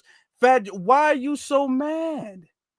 If it's not a popular, if you got the popular message, not us, if we wrong, we the ones who wrong, and you the ones who right, and you the ones who, you know, you telling the truth, and we not telling the truth, and we don't know what we talking about, but you do. You know what you talking about. If we don't have a popular message, how did we beat you? That's right. And let's put a black fist in the chat room for beating all these narratives. Let's put the black fist emoji in the chat room for beating all these false lies and anti-black narratives. Okay, if we are this small fringe group of people who are irrelevant, who don't matter, and all of this, how did we beat you, Joe? How do we win? How do we keep winning? We didn't just win one time. Every time you step outside, we whooping your ass. How do we do that? You can't go nowhere. Fat Joe can't go. The person who made this very podcast took it down. The podcast is down now. How is the podcast down? How is it over with? How do we beat you? You can't go nowhere, and we sitting up there. We like Kendrick Lamar. We the boogeyman ruining your career. Between you and Drake, I don't know who had a worse year. Let's be honest. I don't know who had a worse year. You had some assignments and you came back empty-handed all the time. You ain't gonna get no more shots at the White House. Oh, you can kiss all that shout out the White House and all that stuff. You can kiss another White House party goodbye. Oh, you can kiss that goodbye. Oh, it's over for you. All of the artificially boosting you and making you seem like you the biggest man out here, and all of the parties and stuff like that you've been invited to and been hosting the BET Awards and be able to host this black thing and be able to host this black thing. That's the only thing. Joe, every time you take your fat ass outside, you getting whooped. That's why he's mad at FBA, because we out here whooping niggas' feet like Kendrick Lamar. Okay? Between him, Drake, and Kamala, I'm going to tell you, all these non-black tethers is having a bad year this year. I don't know who had a worse year. I really don't. Between him, Drake, and Kamala, we might need to have a poll on that one. I honestly think I might do that. I honestly think I might. I don't know. I want to lean to Kamala. I really want to do that. I really want to do that. I really want to do it. I don't know. I really don't know who had a worse year this year. I really can't tell you. But I can tell you he in the top 3. He's in the top 3. That's why he's mad. Okay? We sitting up there like we the boogeyman, and then he come out here calling the Foundation Black Authority and the leaders, and we a bunch of radical hate groups, and we made you take that down. That's very, very impressive for a very small fringe group of people that nobody likes and nobody listens to. It's very impressive, don't you think? See, this is why he's upset, y'all. This is why he's mad. He's triggered. He's bothered. This is why. Listen, and we might be giving them too much light right here is what I'm trying to tell you. Right. So there's a small minority to get on them Twitters and they running it up. We got a fucking Looney Tune like your man Lord Jamal, who's a fucking Looney Tune. Mm-hmm. Okay, he's a loony bin, right? We just said that the drug of choice is attention. It's this and this and that. Mm-hmm. They get a guy who, he was a legend. He's brand Nubian. Right. And he's the wackest nigga in the crew, be clear. Okay. All of this stuff, and look, the Lord Jamar and all that stuff, and then going to the next clip. They got him about the tent. Look at how he feels. Listen, let me tell you something. When people feel weak, when people feel defeated, they try to do the most to make it seem like, to put on a face that they're not weak, that they're not defeated, that they're not this weakling who's been beaten down. And he knows he's been beaten down. We beat him down every time. Okay, we beat down his lies and his narratives with the truth. Listen to it. Now he's got to be all tough. And I sit there with him and I'm like, and they don't believe it. They don't understand. Look at how tough they don't understand like that talk. They're like, yo, what the is this about? Like, they're confused. The pioneers, the Grandmaster Flashes, the Cool Hercs, the Melly Mel's, they're like, yo, we don't know what the fuck they were in the documentary. Remember that, but keep going. Talking about. because they on Twitter and they doing a little something, but what I don't know what the fuck these people doing. Like they're confused. They fucked with the wrong nigga. That's the problem. Fat Joe the wrong one. He always been the wrong one. He the Achilles of this. He gonna come out with that. So you remember Achilles? They wait for the nigga. They look. Is he coming out? Is he coming out? Achilles run out with the sword. Oh my God! They fucked with him. Ain't nobody and then here comes ain't nobody bothered by Fat Joe. Fat Joe don't move no weight like that. Fat Joe ain't no big stepper like that. Oh, did you fuck with the wrong one? You mess with the wrong nigga. You mess with the wrong. There ain't nobody tripping on no Fat Joe. Oh my God! They fucked with him. They got him about the tent. This nigga, yo, this is the wrong nigga. He don't care. He ain't scared of nobody. He don't give a fuck. If that was true, Fat Joe, why do you keep losing? If what Fat Joe is trying to say, oh, Fat Joe, you don't want to mess with no Fat Joe. I'm the wrong one to mess with. I'm tough. I'm big. I'm bad. I'm this. I'm that. If you are this big and you are this bad and you are this scary, why do you keep losing? Because we bothered you. We're not talking about you. You talking about us. We're responding to what you said about us. If you this big bad dude, why do you keep losing? Fat Joe keeps losing everything he does. Loss after loss after loss after loss. Fat Joe keeps on losing. But he's sitting up there on a podcast that was taken down talking about, hey, ain't nobody trying to mess with no Fat Joe. Nah, dude. You ain't gonna get no second chance, dude. You ain't gonna get no second chance. He got his own money. What you gonna do to me? Right. Like you up. Y'all, we got over 1,000 people in the. Thank you guys so very much. I appreciate every single last one of you. We got over 1,000 people in the live chat, despite the hating and despite the fact that YouTube's been setting us back. But I do have a very important question to ask you all, since we finally we got it. You know, YouTube been hating. We finally got it, and now this is going to be a regular thing. Y'all just watch and see. Y'all just watch and see. Now y'all just going to see this. But let me ask y'all a question.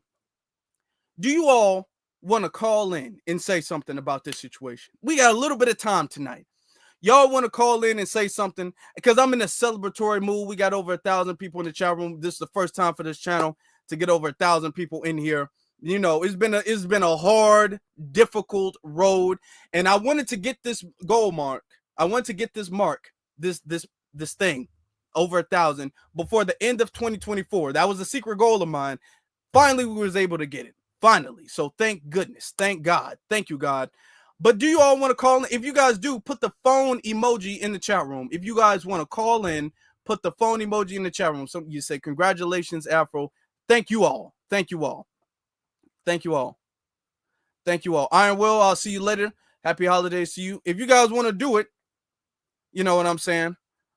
Now we got to get the likes. We got to get the likes to reflect it. You guys can put the phone emoji in there. I'm going to see them. Okay, we got some people in. I'm sure there's people want to say a couple of things. Let me set it up for you guys. Actually, I will set it up right now since you guys want to call in. I don't know how. We're not probably going to be on all night long, but I do know you guys want to call in. I do know that, so I'm going to set it up for you all right now. Just give me 1 second. Hold on.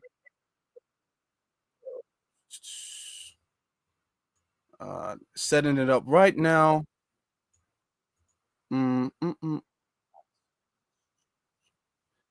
I be forgetting the number, so I got to look at it all the time. So. Okay.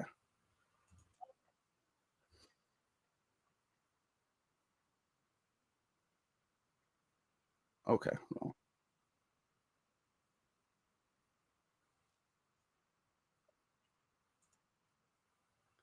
All right, here we go. Finally got it. Oh, that's the wrong. That's the wrong one. All right, here we go. Where is it? Okay, so the number, this is the number, y'all. The number is 949-381-0044. That is 949-381-0044.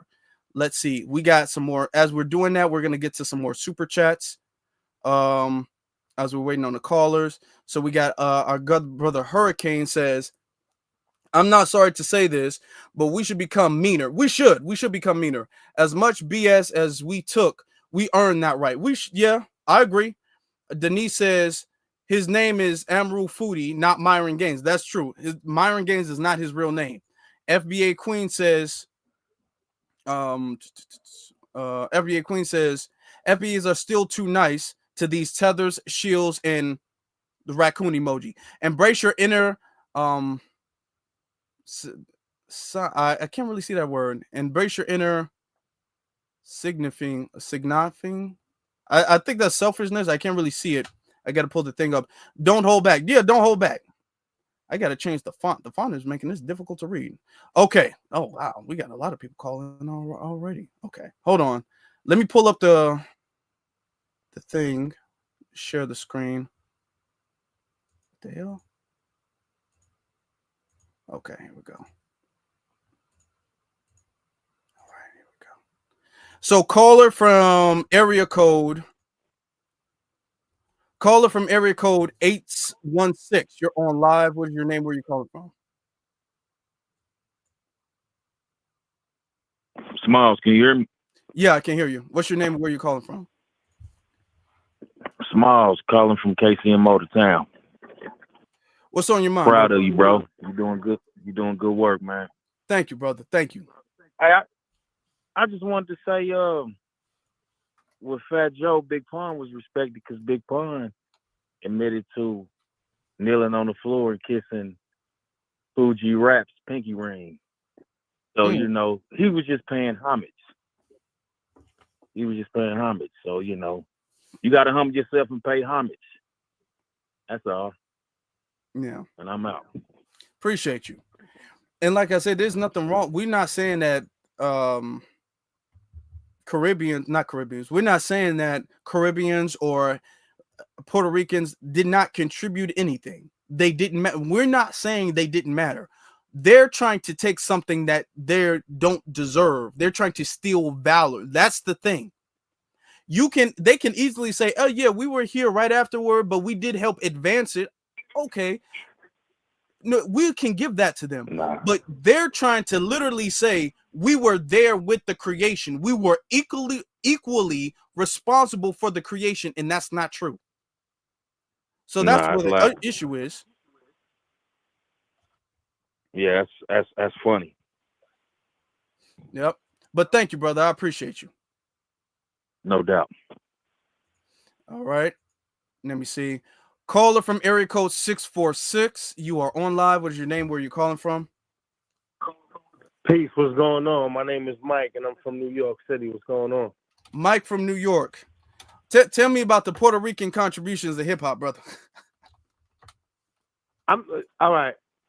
As far as the Puerto Rican and Hispanic contribution to hip hop, I definitely believe that they were there as guests, you know, in the early stages of hip hop, but they're guests. You know what I'm saying? And what you said exactly, they're trying to make it up and seem like they were part of like the origins. You know what I mean? Like they were there with Kool Herc, you know, along with the pioneers, but they weren't there. They were just a guest in the community, which I respect the contribution. But yeah, they're trying to make up the history so they could flip it and bounce it as they want to. You understand what I'm saying? That's just my take on it. Yeah, that's true. That's true. Is there anything else you wanted to say? Because I know just asked you a question, that might not have been what you wanted to add. Nah, definitely. I wanted to tap in on that, and also I wanted to tap in on Fat Joe basically being disrespectful to Lord Jamal of Brand Nubian. I think that was definitely a low blow. I think that Brand Nubian and Lord Jamal contributed way much more meaningful gems to the culture than Fat Joe and Terror Squad would ever do. You know what I mean? I think what Brand Nubian stood for is more meaningful than what Terror Squad and Fat Joe stood for in the hip hop community. That's my take. That's my opinion. I'm entitled to it, and I'm going to stand on it. I agree. I agree with that. I think they did. I think, I think Lord Jamar, his contributions to the whole, the hip hop genre, I think was more, him and his group, I think was more important and meaningful and impactful than Fat Joe. And even still today, I think that Lord Jamar is more impactful and meaningful to hip hop than Fat Joe is. Yeah, just moral wise, moral wise and intellectual wise, I stand on that, and I agree as well. Well, thank you, brother. I appreciate you. Yes, sir.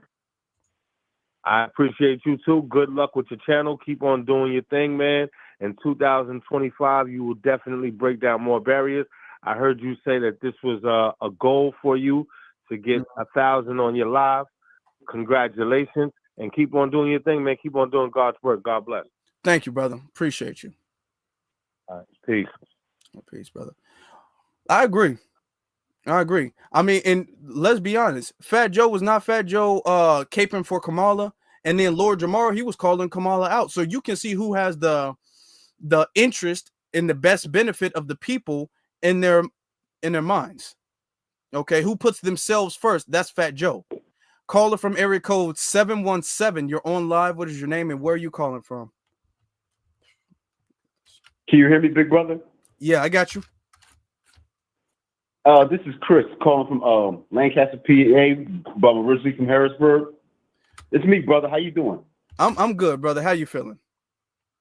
Yeah, so I'm gonna make 2 points, and I ain't gonna hold you too long because I know you got other calls. I'm gonna try to be as rapid fire as I possibly could. But if you go to Google and you search and you just type in 2 names, Fat Joe and Roy Jones, they're gonna talk about how Roy Jones was about to beat the brakes off of Fat Joe because he mentioned his name in the song. He was about to go in the studio and pretty much smack him for mentioning his name, and then Fat Joe had to call his goons. Did you hear about that? I'm gonna look it up now. I didn't hear about that, but I do know a lot of people in the industry got issues with Fat Joe. Yes, Roy Jones was about to put hands and feet on Fat Joe for mentioning his name in the song, and then Fat Joe had his goons in there and try to call for backup. Okay, I'm not surprised because that's how they roll. Listen. That's how Fat Joe rolled. Fat Joe, he's big and bad and tough and everything like that when he's not around anybody who gonna step to him. But then when there's actually a threat, he's sitting up there snitching and calling people and all that. Yeah, okay, I'm gonna look that up. Somebody in the chat room said, "I remember that." Okay, so a lot of people in the chat room remember what you're talking about. I see. Right. So listen. Right before I hang up, thanks for taking my call. I want to ask you a question, right? And I want you to be brutally honest.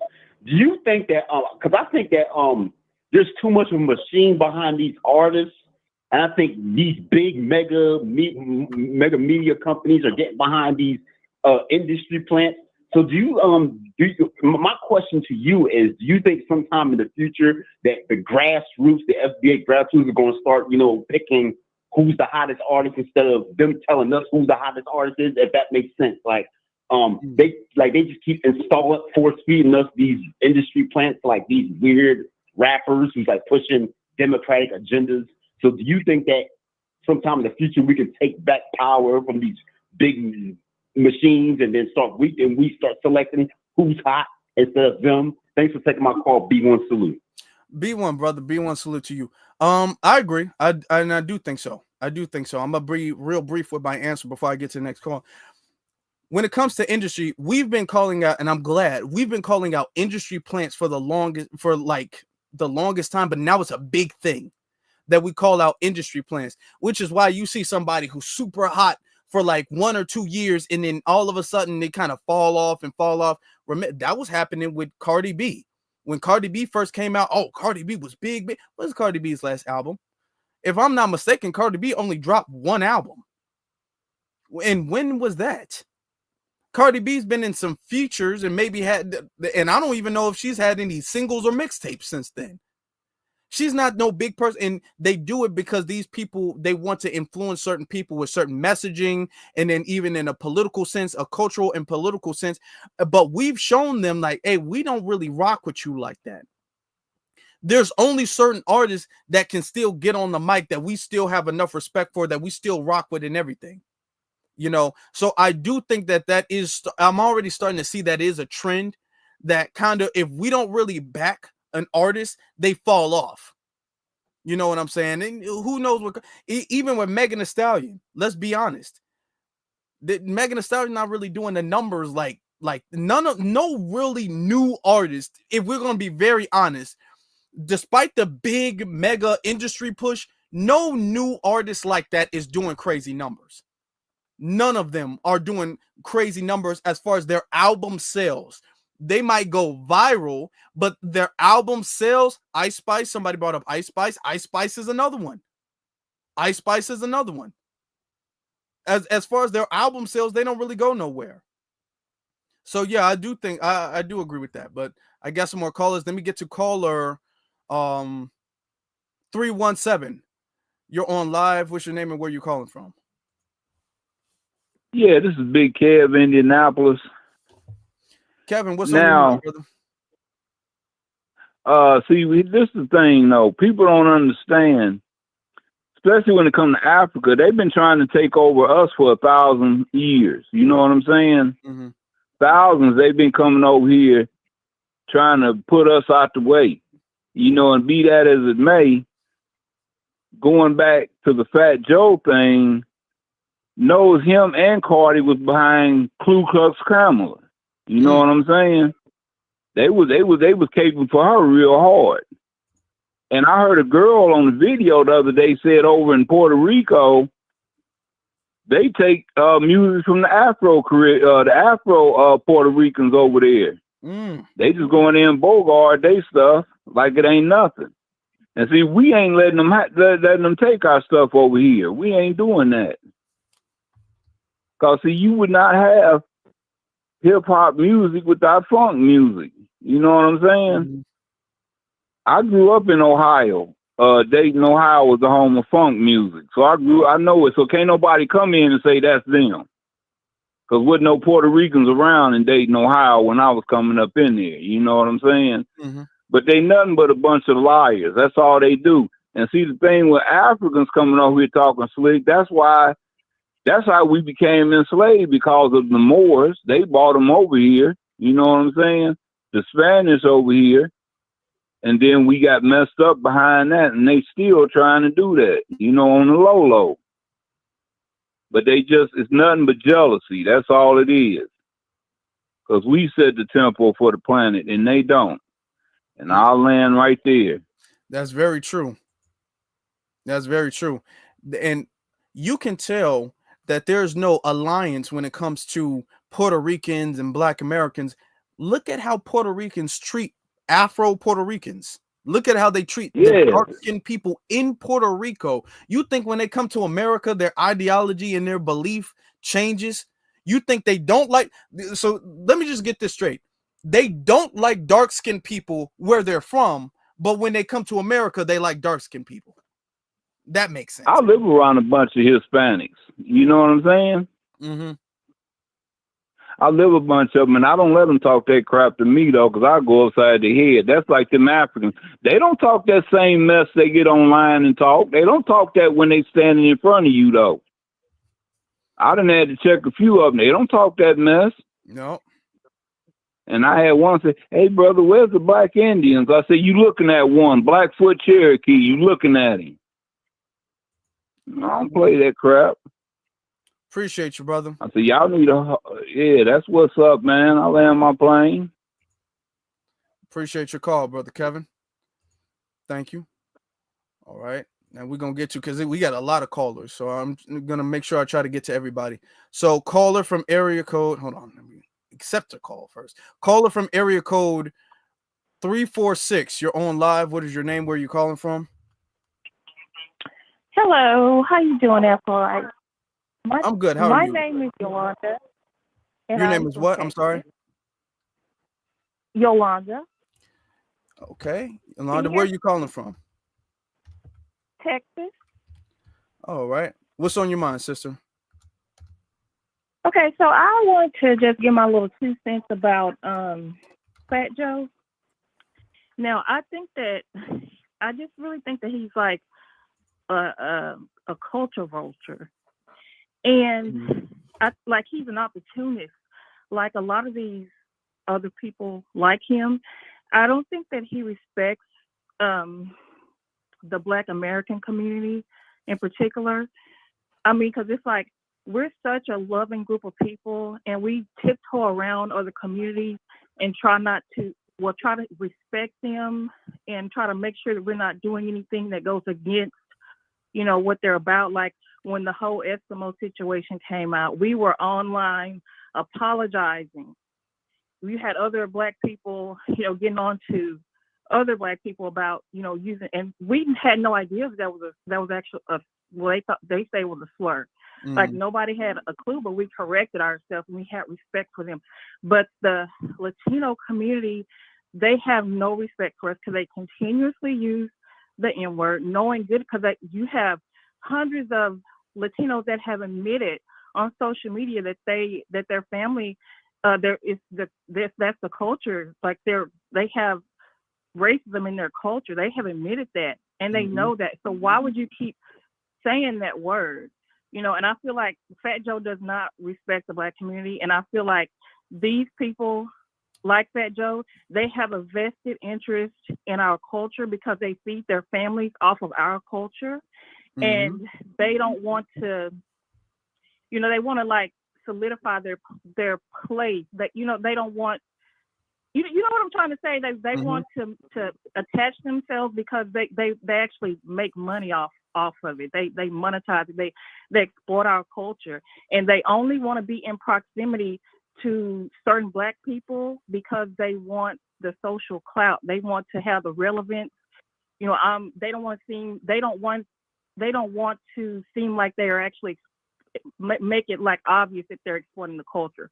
So they're going to attach themselves to Black people like Fat Joe does. He attaches himself to Black people because he wants to, cover up the fact that he's an opportunist. Yeah. So that's how I feel about that. And one more thing before I go, I also want to say my message to the Pan-Africanists.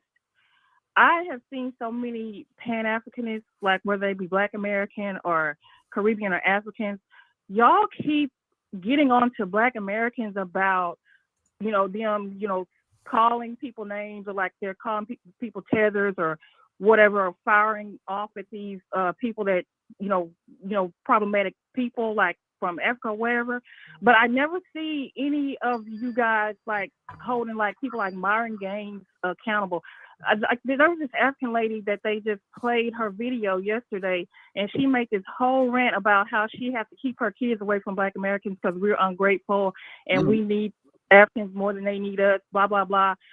She got online and took her time out and made that video to scold us. Where are y'all videos why y'all not online making videos about Myron Gaines and all these other people that are actually like against our reparations? That I've seen so many disgusting things that they say on Twitter, like they talked about Sandra Bland. They was making jokes about Sandra Bland, George Floyd. Where's the heat for that? Y'all always want to hold us accountable.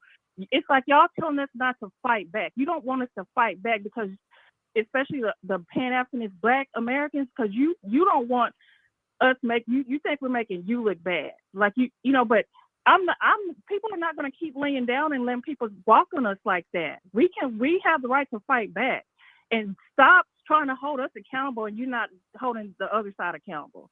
And that's all I got to say. And thank you. I love what you do. And thank you. God bless everyone. Thank you. Okay. P1 sister. That was a good point. That's a really good point. We're going to get to the next caller, but that was a really good point. I mean, the Myron Gaines, all the people who say we don't deserve reparations, they make fun of Sandra Bland. These are the people who make fun of Sandra Bland, George Floyd, Emmett Till. Any Black person, they make fun of any and every Black person and everything like that. Any demise of Black people, they co-signing it. Any attack on Black people, they co-signing it. Pan-Africanists, quiet. All right. Now we're going to get to the next caller. Caller from area code 202. You're on live. What is your name and where you're calling from? And all of the other callers in the queue, I appreciate your patience. This is Gene from DC. How you doing, brother? Gene, I'm good, brother. How you doing? I'm doing good. I just want to address two things. Starting with Fat Joe. You know, I'm not a hater. I don't hate anyone. But what I do hate is when people use phony comparisons using their mere discomforts to the racism and the horror that we experience abroad, okay? Mm-hmm. And I'm not racist because I choose to pluck a leech and a tick rather than allow them to feast on me. So I can care less about what he thinks. And to the other caller that just called, I'm going to have to correct you, brother. They're not just envious of us. They're jealous of us overall. Jealousy is an ugly trait because it's selfish, okay? Envy is just wanting something that someone else has. And we all can view something from our point of view and want it. But what makes them jealous and makes it such an ugly trait is that when you're jealous, you refuse to allow the person, even if they lend it to you, to have it back because you don't want them to have it. So that's why he's so upset that we want our culture back and we're gatekeeping our culture. And that's why he's so damn confused, why he gets so much backlash. I don't think he's confused about the backlash. I just really think he thought that when he says something, he believes. I just really think he believes himself when he talks, even though he don't know no one else believes him. If your own in-laws are disowning you and feel like you're not deserving, of any respect from them, and if they put you on front seat, saying that you would be on the back burner if Pun would have took a record deal. In addition to that, nigga, you don't even like Puerto Ricans. He up in court saying he don't like Puerto Ricans. So who the hell, how can he actually fix his lips to use the term racism, real racist?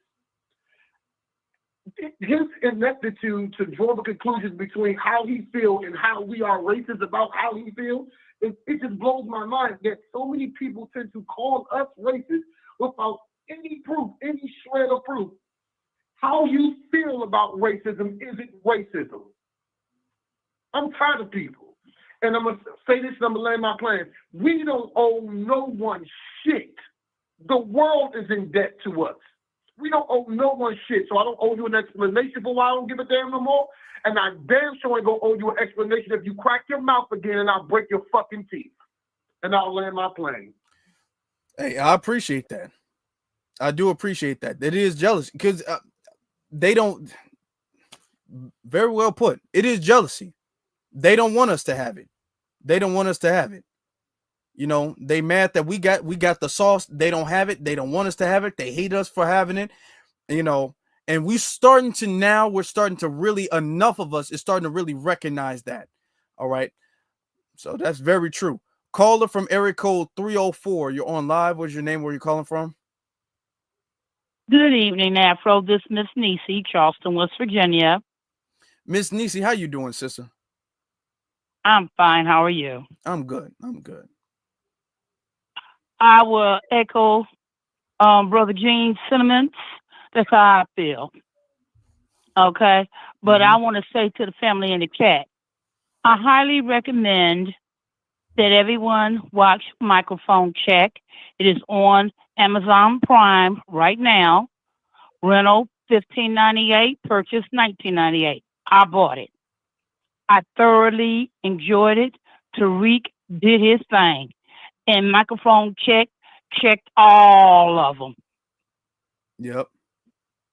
Fat Joe, irrelevant. FBA messed him all the way up. Oh, well, so sad. That's true. We as a people, kumbaya time is over. Embrace villainy gladly. Wear it proudly. We cape for no one else. If it ain't FBA lineage-based reparation movement, hold your own nuts. That's all I gotta say. Appreciate you.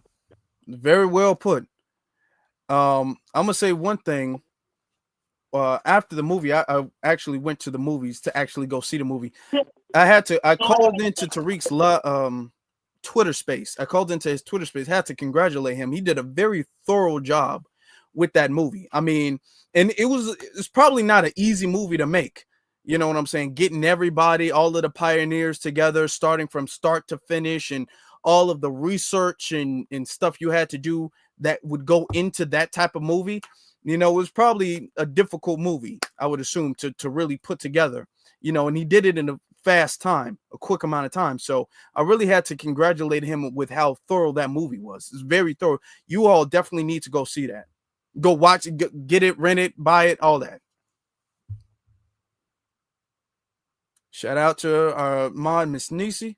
Now we're going to get to the other caller from area code 404. You're on live. What is your name and where you calling from?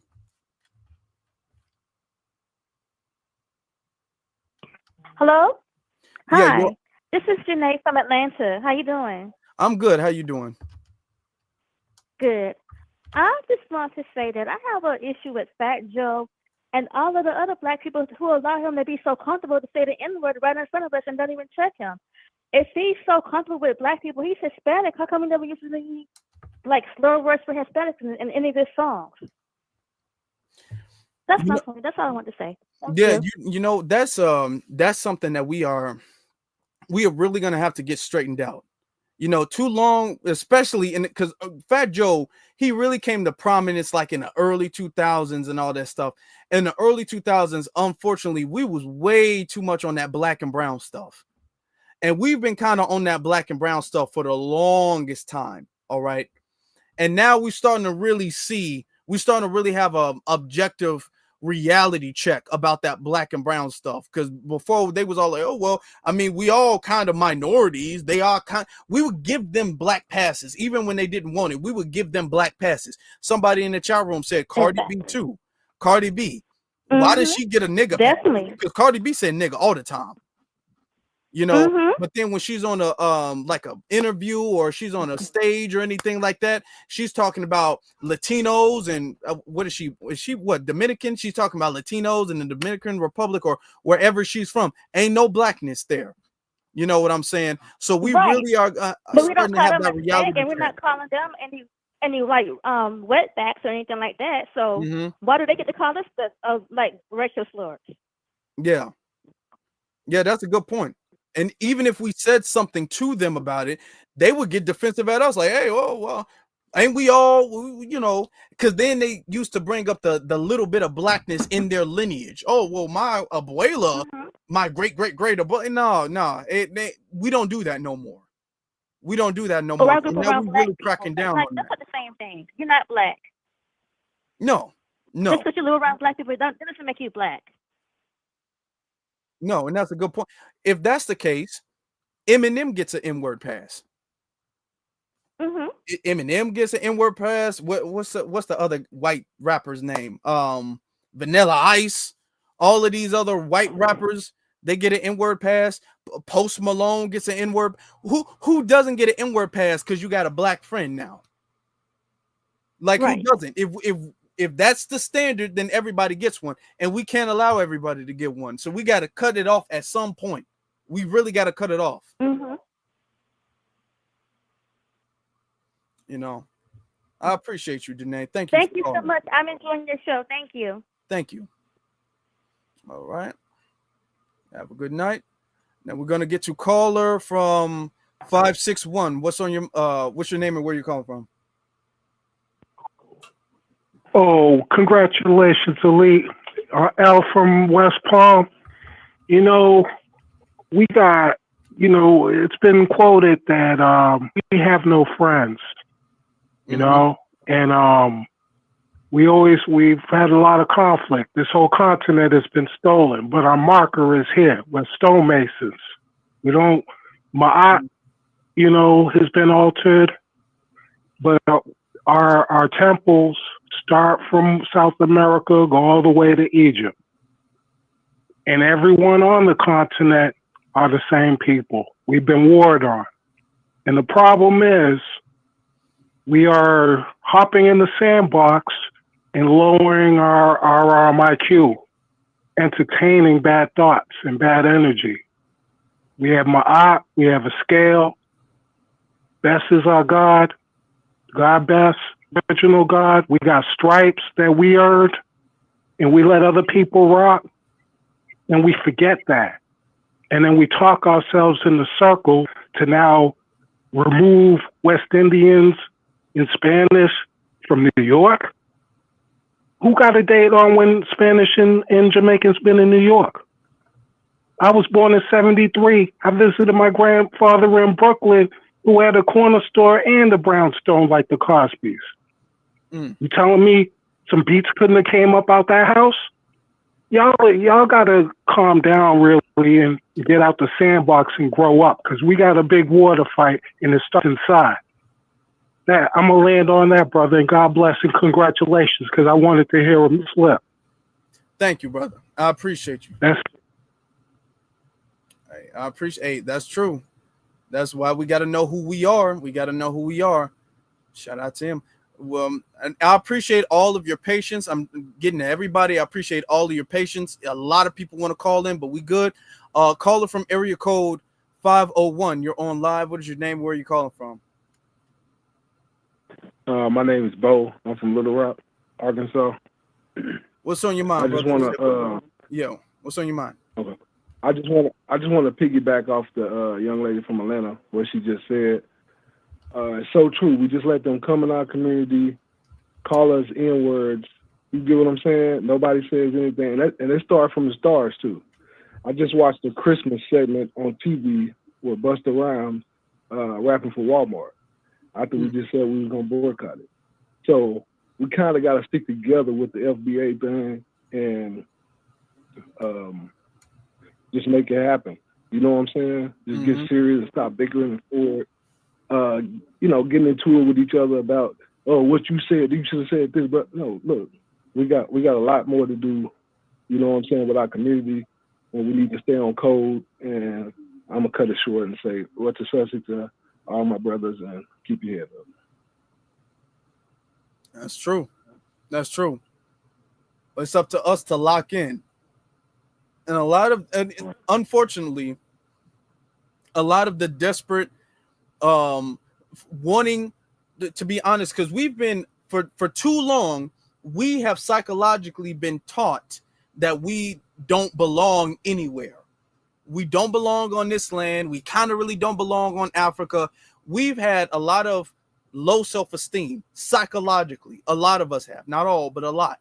So this is why, unfortunately, and because of anti-Black racism, we've had this clinging to other groups of people in other cultures, because we don't have faith and we don't love ourselves enough, or we didn't love ourselves enough. We didn't have faith in ourselves. We didn't know who we were back in the day.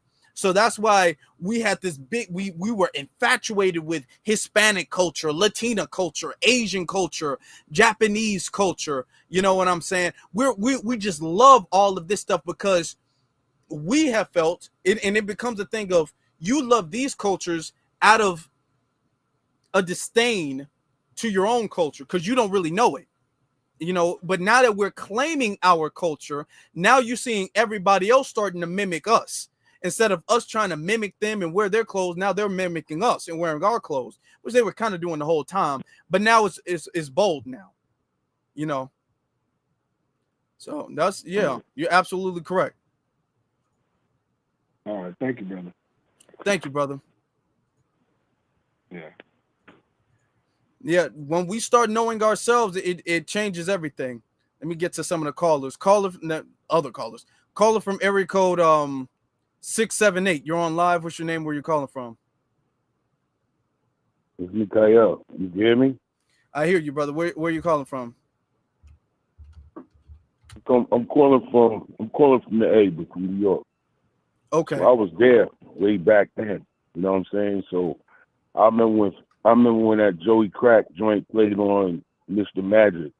It was whack to me back then, and I didn't even know why they kept on pushing him. But you know, he was with the Digging in the Crates crew, so he got passes.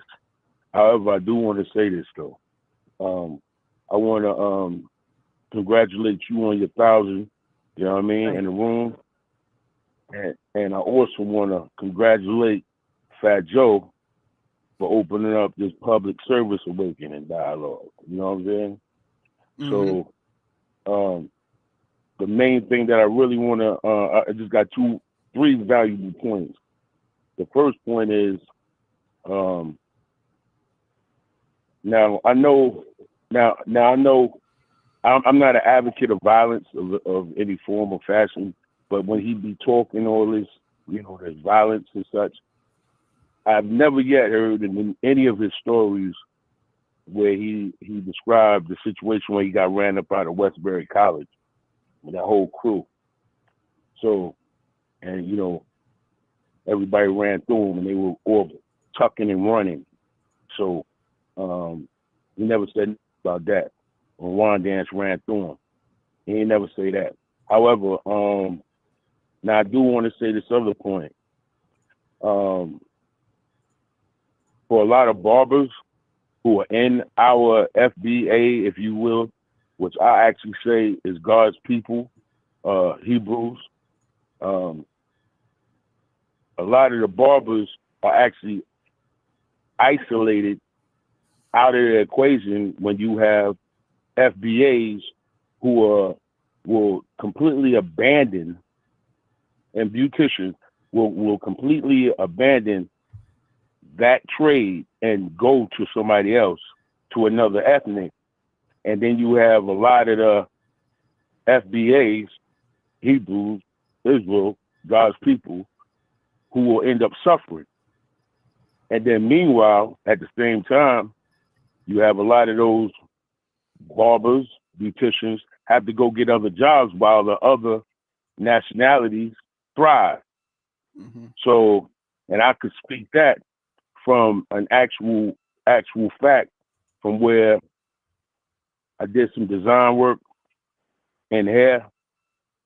The Latinos seen it. They was like, yo, look, you need to get in the barber contest. I was like, nah, I ain't got time for that.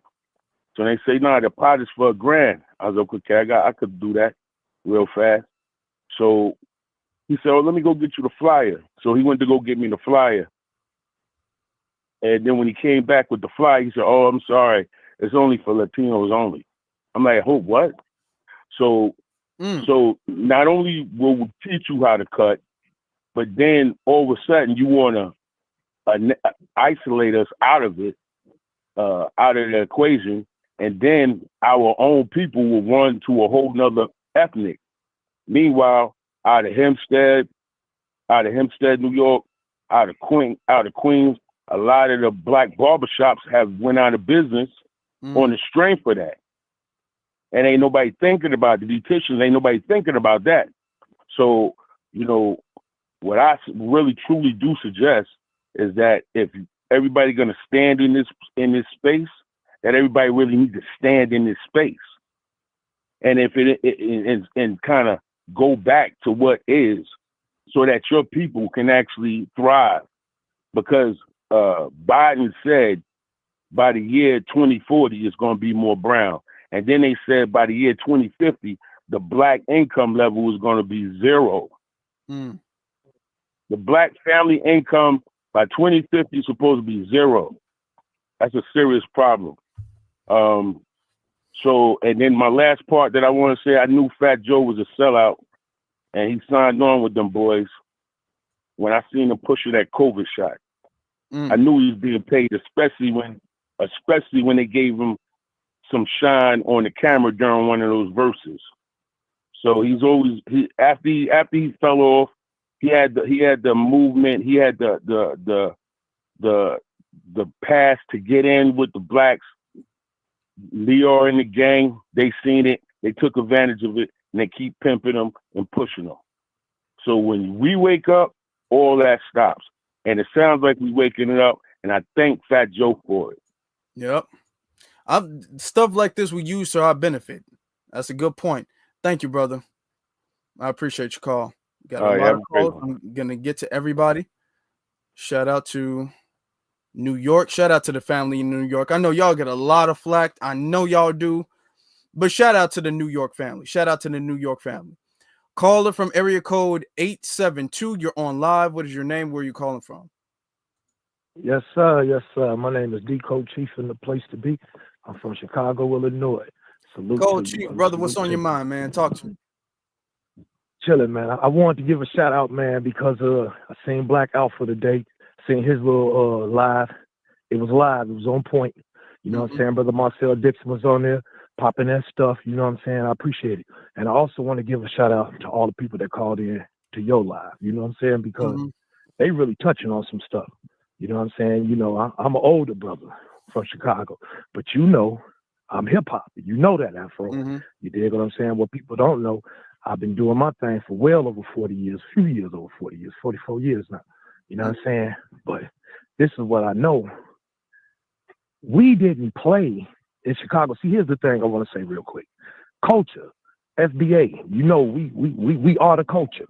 But as far as culture go, culture is a deep thing, man. You dig what I'm saying? If you go down to Atlanta, you're going to notice the FBA brothers, they're going to carry it with a little Atlanta swag. New York, they're going to have a New York swag. You know what I'm saying? Jersey, they're going to have a Jersey swag. So the culture varies according to location. But see, we think on a macro scale. I want us to think on a minuscule scale. Culture ain't only as far as New York and New Jersey. It's also as far as, say, for instance, the west side of Chicago. Oh, we getting money. The east side of Chicago. Oh, they be gang banging. You dig what I'm saying? We all the same, but we got slight differences. And the reason I bring that up is because one thing I remember about the southeast side of Chicago, we was whooping they ass when they said nigga. Do you hear me? Whooping they ass. It was so entrenched in me. I was still whooping them in 2003. I just started getting a little older, wondering why the young brothers wasn't doing it.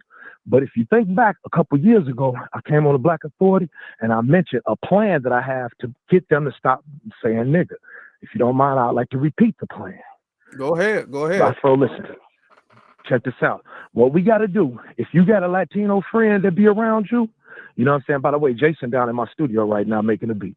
But if you got a Latino friend that'll be around you or any Latinos around you, when they make a mistake and say the N word out their mouth, you just got to instantly say spick. And they going, what you say? Oh, I ain't say shit. What was going on? When they get to repeating, you wet back. And then after a while, they going, why you saying all that? Then if it's your friend, you take the time and you explain to them, hey, man, this is the reason I don't need you saying that around me. You know what I'm saying? Now, if you cannot say that, you dig what I'm saying? Then it's all to the good. If you do say it, I'm going to say something derogatory to you. You know what I'm saying? If they respect that, I'm going to tell you what they're going to do because they hate being called spicks and shit. They not going to say nigga around you because I've been doing this for 2 years now. No Latinos don't say nigga around me because they don't want to be called a spick. And if they get out of their body because they don't appreciate what you're saying, you just got to beat their ass. That's how it goes. And if you stand on it for the sisters, make sure the sisters is safe if they ever have to do it and have to whoop on one of their asses. Because you know they dudes will jump on our sisters. FBA brothers be ready to smash shit. You know that's how I move. You dig what I'm saying? Also, I want to mention this, and I'm not going to hold up all your time and land my plane. Look here. I remember back in the early 80s, we used to have classroom parties at school like any holiday. So they'll let you bring albums to school. You know what I'm saying? I'm like in young grades. All the FBA brothers will bring funk albums. You dig what I'm saying? And different stuff that we listen to now. All the Latinos brought mariachi shit. You dig what I'm saying? They did not come about this at the same time as us. I ain't got to speak on that, Afro. You know what I'm saying? I don't want to hold up your show, but I want y'all to take that into consideration, man. If they say nigga around you, you ain't got to snap out all that. That's an option. Do snap out. But easily just call them out of their name. And they gonna not understand, and you break it down to them, hey man, I'm not with that. You dig what I'm saying? If you ever hear them saying it again, I mean, if they try to get mad, then just beat their ass. You dig what I'm saying? If you can't whoop them FBA brothers around, help them whoop them. That's all. I'm sorry, you know, I don't want to get violent. I'm gonna get out of here and land my plane. Hey, I love you, brother. Hey, I sent you something too on your Gmail. Check it out when you get a chance. To your email. I did get it though. All right, check it out when you get a chance, Afro. Love, brother. Got you, brother. Yep. Appreciate you. Yep. Hey man, if what's good for the goose is good for the gander. What's good for the goose is good for the gander. Okay. If we don't like certain words and they can say it, then they don't like certain words and we can say it. That's how I feel about it. But we do not promote violence. Let me just be clear. All right.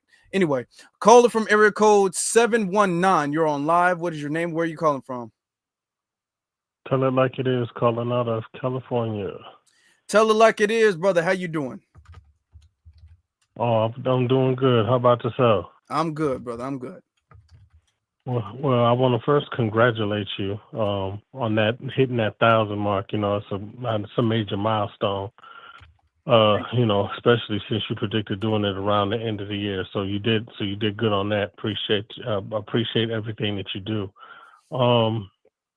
I'm just gonna go straight in and say, you know, what we have here is an act of desperation on Fat Joe's part.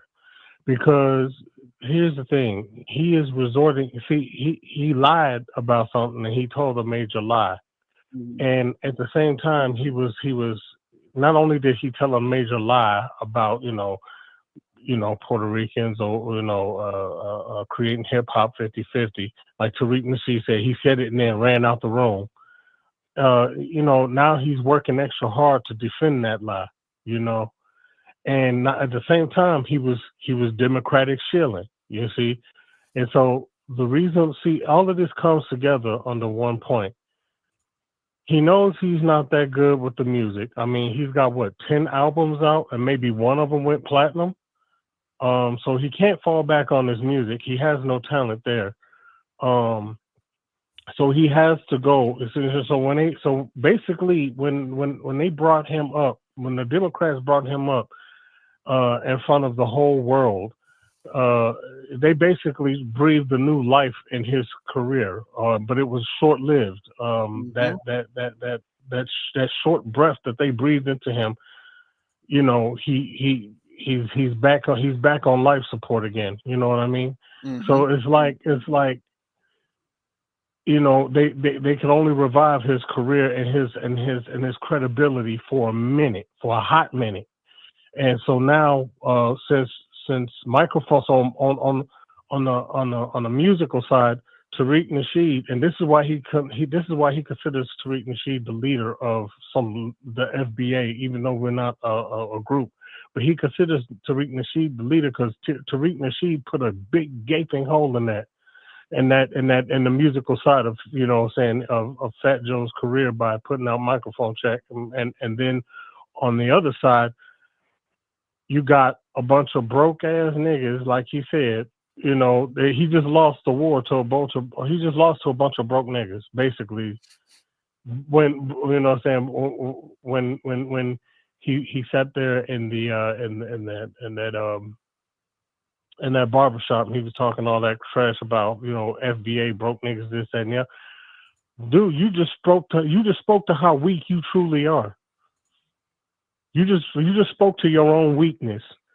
You lost to a bunch of broke niggas, quote unquote, and then on top of that, you turn around and then you told a major lie, and then here it is. So now we not only destroyed him, you know, socially, but now he can't even go to the White House because I'm sure they promised him something if he was to deliver the black vote.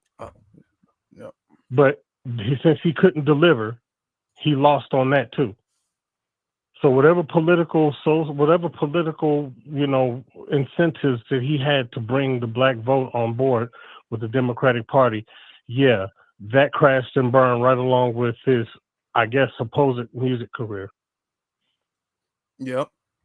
You know, and that makes perfect sense. Fat Joe was not relevant a few years ago. I could see it would make sense if Fat Joe came out with a movie, if Fat Joe came out with a big album, if he signed an artist, or if he was a part of something big. But Fat Joe just kind of just blew up out of nowhere. Fat Joe is not like it's not like he's Snoop Dogg, or it's not like he's Ice Cube or Ice. It's not like he's an icon like that. So he's not an icon. He didn't do anything relevant, but he just blew up out of nowhere. That's because all of this stuff was planted. It was orchestrated for him to do that. He was placed in a position for an assignment. That's why. Right.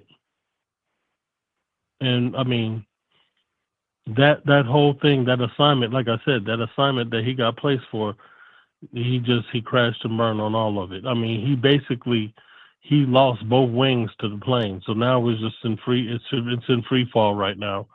his credibility is shot, and soon and with this meltdown that he just had in that barbershop with the rest of those clowns, you know, that meltdown that he just had, because that's basically what that was. That was a meltdown. And so that meltdown he just had, that pretty much put the nail in his coffin.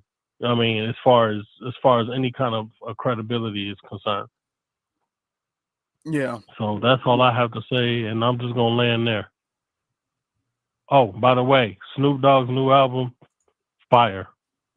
I heard about it. I did hear somebody say that before. I gotta check it out. Shout out to Snoop. But hey, and Snoop is an icon. But Snoop ain't even doing the most. Not like Fat Joe is. Shout out to thank you, brother. Appreciate your call. Let me get to the next caller. Sir. All right. Caller from area code. Appreciate y'all patience. I really, really do. Caller from area code 609. You're on live. What is your name? Where are you calling from? Yeah, Afro, this is Jim calling from Trent, New Jersey. You hear me? Yep. What's on your mind, brother? All right. You know, I was thinking when I, like what the brother was saying, when they started parading Joe around like the BET Awards, I was like, why they got Joe hosting? You know, because you know he a regular like rapper or whatever. But then when this week just came out and was saying, well, he had fumbled the ball because he got coached on this, man. Because when he said the foundational black authority, he got it mixed up with Tariq, you know, and Jason Black, but he had fumbled it. And I'm like, why he say the foundational black authority? And then he said, you see their leader? That's the talk we be hearing on X when they be saying that leader. Then he said radical and racist. That's the talk we be hearing on X, the way they be saying y'all racist, y'all group and all that. So I think somebody was coaching Joe on this, and that microphone check thing when they was talking about the black and brown created it. That's why they had paraded him around as a Latino, but it backfired on when that microphone check came out. So he ain't do this all on his own because he, like I said, he got it all mixed up. He said foundational black authority. I was like, what are you talking about? You know what I mean? So I think he was really coached on it about what to say. And this whole thing about them, first it started with them, blacks and Latinos started hip hop, and then, like I said, he just went left on us, and then he started saying we racist and we don't want nobody. I'm like, yeah, somebody told him to say that because he ain't say that on his own because he got it all mixed up, man. You know what I mean? Well, Yeah, brother. Yeah, that's true. Notice he uses like keywords, like trigger words. It was like, make sure you call them racist. Make sure you say they're a group. Make sure you say they're a leader. Yep. You know, make sure you say, you know, they hate everybody. Like there were small little talking points. And you know, this is what the DNC does, because that's what Kamala would do all the time. Is anytime somebody asks her a question, she would give the same talking point. Okay, make sure you use the word racist. Make sure you use the word radical. Make sure you use the word group. Make sure you use the word this. You know what I'm saying? Like you're giving specific, somebody in the chat room, dog whistles. These are specific trigger words that you're supposed to be using. So you didn't come up with this. You were assigned. This is another part of your assignment. You're trying to make up for failing. That's a good point. Because like I said, he didn't come up with this on his own when he said foundation black authority. I said, you know what, man, he was coached on. Did he say, you see they leader? That's the talk we be hearing on X and all that. Y'all leader, and even the comment section, they be like, yeah, y'all leader. That's somebody coached him to say that, and he just fumbled it. He messed it all up. You know what I mean? Yep. Peace, brother. Peace. Thank you, brother. That's a good point. It's an agent, and I missed. Caller from area code 571. You're on live. What is your name? Where are you calling from? Hey, what's going on, man? How you doing? I'm good, brother. How you doing? What's your name? Where are you calling from? My name's Ray, man. I'm from DC, man. What's on your mind, brother?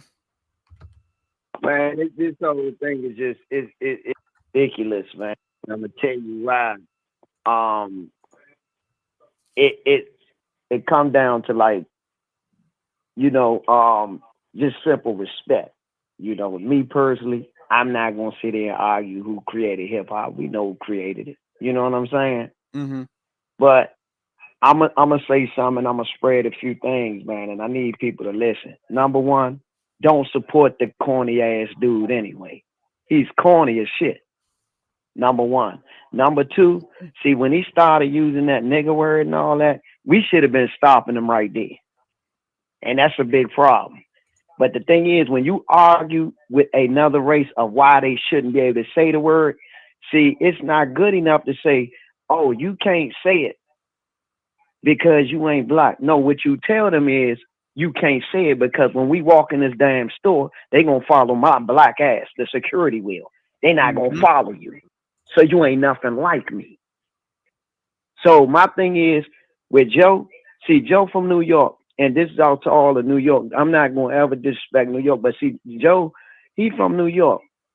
New York, they kind of the northeastern areas. They kind of more of a diverse community as far as Dominicans, Mexicans, blacks, whites, and all of that. But see, if Joe come down DC with that shit, he'll get his fat ass whooped. I'm just saying. And since Joe, you know about being locked up, you know what the DC blacks is in the feds. That's in how they are in jail. But that whole attitude is like that with them in DC. So anybody come to DC talking that racial shit, you gonna get your ass whooped. That's just what it is. We don't play with that shit. Oh, matter of fact, the whole DMV.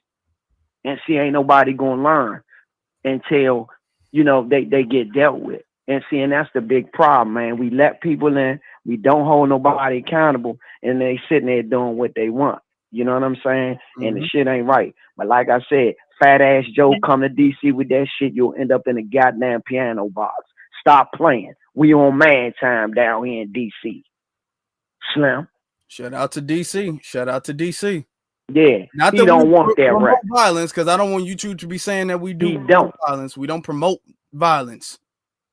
But yeah, I mean I get it, but the fat boiled egg boy need to be smacked in his mouth. All right. He do.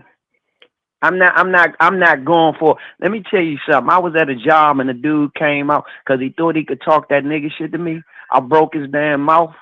I bust his eye socket. I almost lost my job, but see, I was prepared to lose my job because he thought I was playing with him. I'm tired of the racist shit, and I'm tired of these little culture vultures thinking they could talk any type of damn way to us, and we sit there and go for it. And that's why I'm of the go-go culture. I rock with hip-hop. I love hip-hop. They are cousins. But that go-go culture, I'm just like glad we ain't national. Because I'm going to tell you, when you go national, that's when the fake Bama shit comes. Joe is a Bama, Slim. Straight like that. Yep, that's Joe true. a Bama, yeah. Any nigga out there like him is a Bama. It's true. Real talk. Thank you, brother. Appreciate you. I'm talking from Chocolate City in the house. Shout out to DC. I love DC. Love DC. Shout out to my DC family. Love everybody. DC, New York. Shout out to DC. Thank you, brother. I appreciate your call. Yeah, there's some people really some straightening really getting done. Thank you, brother. Straightening really getting done. Not that we promote any violence. I don't want nobody saying that. The caller wasn't doing that. He was just speaking hypothetically. All right. Caller from area code 516. You're on live. What is your name? Where you calling from? Hey, what's up? Is it me? Am I on? Yeah, it's you. You're on. Hey, what's going on, man? This is Roger from Long Island. I like your show. I always try to tune in when I can. So I got Long Island is like Nassau and Suffolk. It's like outside of New York City. Yeah, we have to take we got to eat that as New Yorkers. All right, because we let everybody in, and you know what I mean, and like, oh, you're like an official one of us type of thing. You know what I mean, and like let use the N-word and all different types of things, and Yeah, you know what I'm saying? So it's blowing back on us. And, you know, we deserve it. So, you know, I like to apologize for all of that. As you know, but shout out to the brother who was calling before, who said he was from Hempstead. I live in Hempstead also, but I'm from Freeport, Public Enemy Town. But I was listening to Lord Jamal. I don't know if you heard Lord Jamal's response. He had a second response today. Yeah, But I heard his a little first bit of response, that today. I was watching a little bit of that today. Shout out to Lord Jamar. so, you know, I was laughing because, and then, let me tell you something. I had said something, and I said something on Twitter yesterday, and I tagged Lord Jamal and Fat Joe in it. And I said, and I don't think anybody caught this. He said Lord Jamal is the wackest of Brand Nubian. So Yeah. you're saying that Brand Nubian was whack. Okay?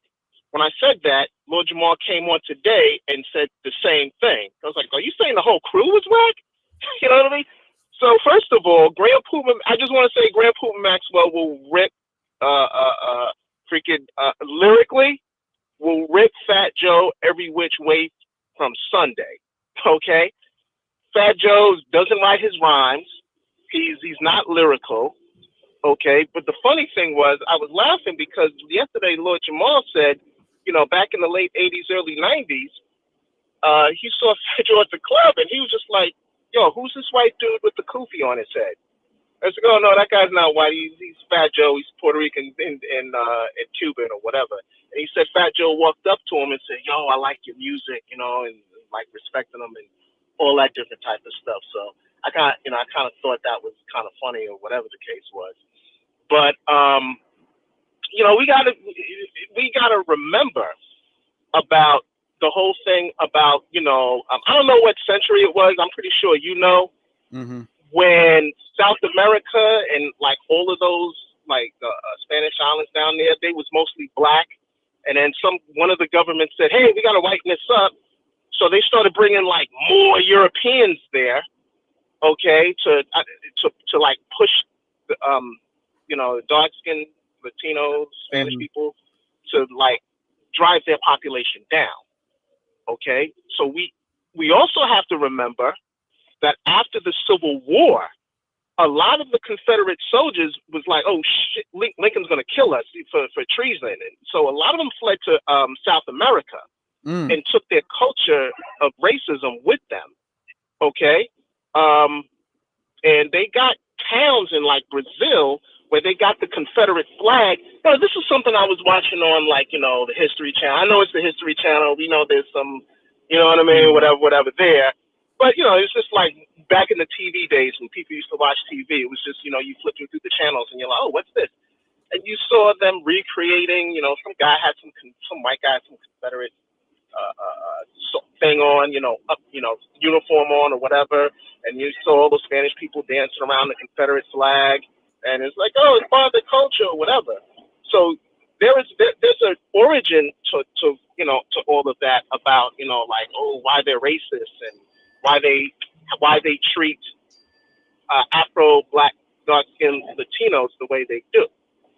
You know what I mean? So I just wanted people to keep, you know, that in you know, like perspective or whatever the case is.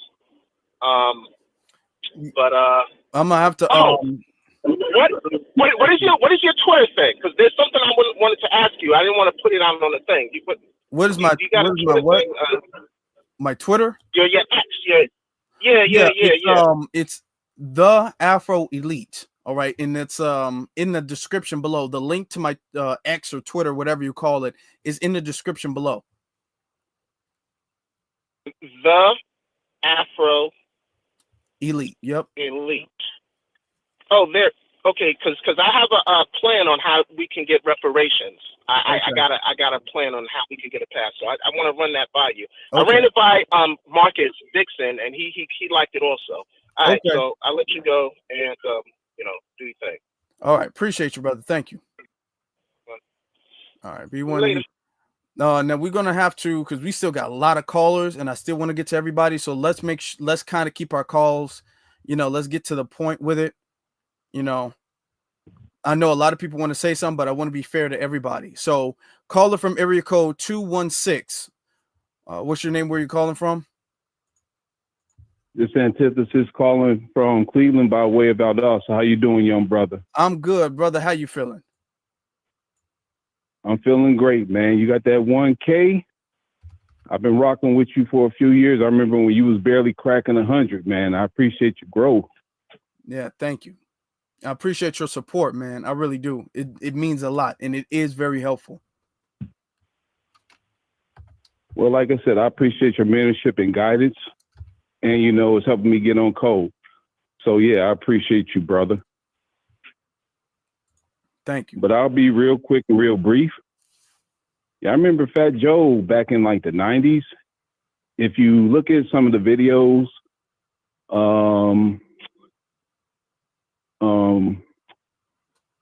Fat Pockets by Showbiz and AG, and This Is for the Ladies by Lord Finesse, you see Fat Joe in the background with a damn Applejack cap. But the thing is, he could never hold his own. Only time he really started bubbling is when he was with Big Pun, did features with Ashanti, J-Lo, Scott Storch, and whatever. The thing that gets me is this guy, last few years, you know, he just started denigrating black culture, started copying. And I didn't appreciate his interview because he started talking like Oppish, you know, talking about the leader. Tariq Nasheed is not a leader. The code is the leader. I don't know what you're talking about. And then it's just a lot of babbling. And, you know, with Kamala Harris, he just crashed out thinking she was going to win, and she didn't win. Now he's just on the struggle bus right now. So I just want to say, we FBAs, we're thorough, and we're going to win, and we're going to keep on winning. And I'm going to support you till the wheels fall off, but I hope they don't fall off. You have a good evening, young brother. Thank you. You too, brother. Appreciate you. Now, I don't plan on stopping, but he makes a good point. See, when his paymasters, you know, he's working for his paymasters, but when his paymasters don't win, now what he going to do? He was doing all of this. The people who put him in this position, they lost. Now Kamala out the White House. He be damned if he think that Donald Trump is going to invite him to a White House party. JD Vance is going to invite him to a White House party. You know what I'm saying? The BET Awards, they didn't really do that great when it came to views either. So he's really not, he's not earning his keep according to his paymasters. So they looking at it like, hey, it's time for us to cut our losses with you. Yeah, I don't feel sorry for him either. Thank you, brother. Nor do I. I appreciate your call. We're going to get to caller from 971. You're on live. What's your name? Where you calling from? Hey, Afro Elite. This is Jacoby from Portland, Oregon. How you doing this evening? I'm good. How are you? Hey, I'm good, man. I've been hot the last several days. I heard Joe talking that craziness. His last album that he was hot was in 2017. Talking about he's all the way up with Remy Ma. I don't know, that song didn't age very well. And second of all foundational Black Americans are just asking, give us our due respect, give us our flowers. He couldn't even do that. See, Tariq said one thing years ago and it kind of hit me. He said, there's that one dude who wants to be David Ruffin. And Fat Joe thought he was a Dave Ruffin in the whole hip hop culture. He thought he was the shit. Like, I'm the shit. I'm this. I'm that. I'm the culture. Even though he wasn't saying that, that's how he was acting. Because look how his attitude was. You did not create the culture. You are a guest in the culture.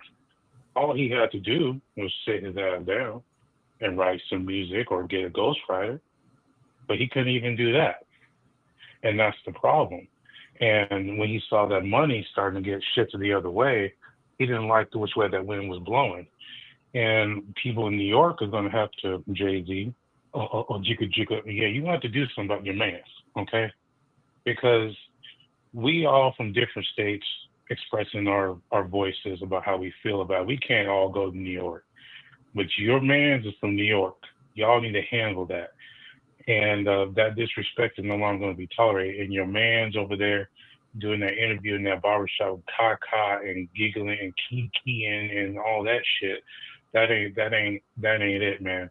This is a new day. I mean, grow up, grab your balls and find your balls if you have balls, and grab yourself a pair and say, "Are you a man?" Because what you were doing when they interviewed, you were not a man. Okay. And second of all, I have one more question. I know I'm a little bit off time. I'm going to land my plane. All those people are talking shit about Jordan Neely. May he rest in power. Mm-hmm. This damn illegal sat there, lit this woman on fire in the subway a few days later. Where's all the energy now? Where's that Charles Bronson choke out now? Where's that at now? Where's that Charles Bronson choke out now? I don't hear a damn thing over there. So you got two things y'all need to deal with. Y'all better get your boy in check. I better hear that same passion that y'all were given to Jordan Neely, that he couldn't defend himself, that you aren't giving to that illegal over there. So I want to hear some of that shit too. All right, y'all, good night. All right, yep, that's a good point. That's a really good point. I might have to speak on that a little bit later. But thank you, brother. I appreciate your call. Yep. All right. Have a good one. Now we're going to get to the next caller. Caller from area code 202. You're on live. What is your name and where are you calling from? Good evening. My name is Nikki. I'm calling out of Maryland, D.C., Virginia area. I am disappointed that we are having this conversation today because it's 2024. You know, we all know that this was something that was passed on from generations to generations. We've had record players in our homes in the 60s and 70s. We've been rapping on Mahalia Jackson's gospel music. We've been rapping with James Brown, Chuck Berry. My favorite idol of them all is Gil Scott-Heron, who was actually having poems that he was reading over beats and songs. So to say that it wasn't cultivated amongst Black people is really ignorant. And it's always these multi-ethnic colonists that come to our communities who disenfranchise us and confuse us. And we're just really prisoners of war trying to get this together. And that's my opinion. That's true. And that's why we gotta. I do want to give us that's why we gotta be on code and know who we are and know who they are. But what were you saying?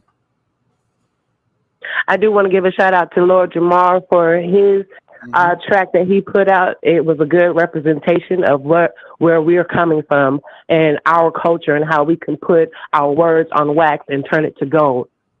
Mm-hmm. Shout out to Lord Jamar. I mean, great artist. And this is why he has so much respect in the community. You know, unlike Fat Joe.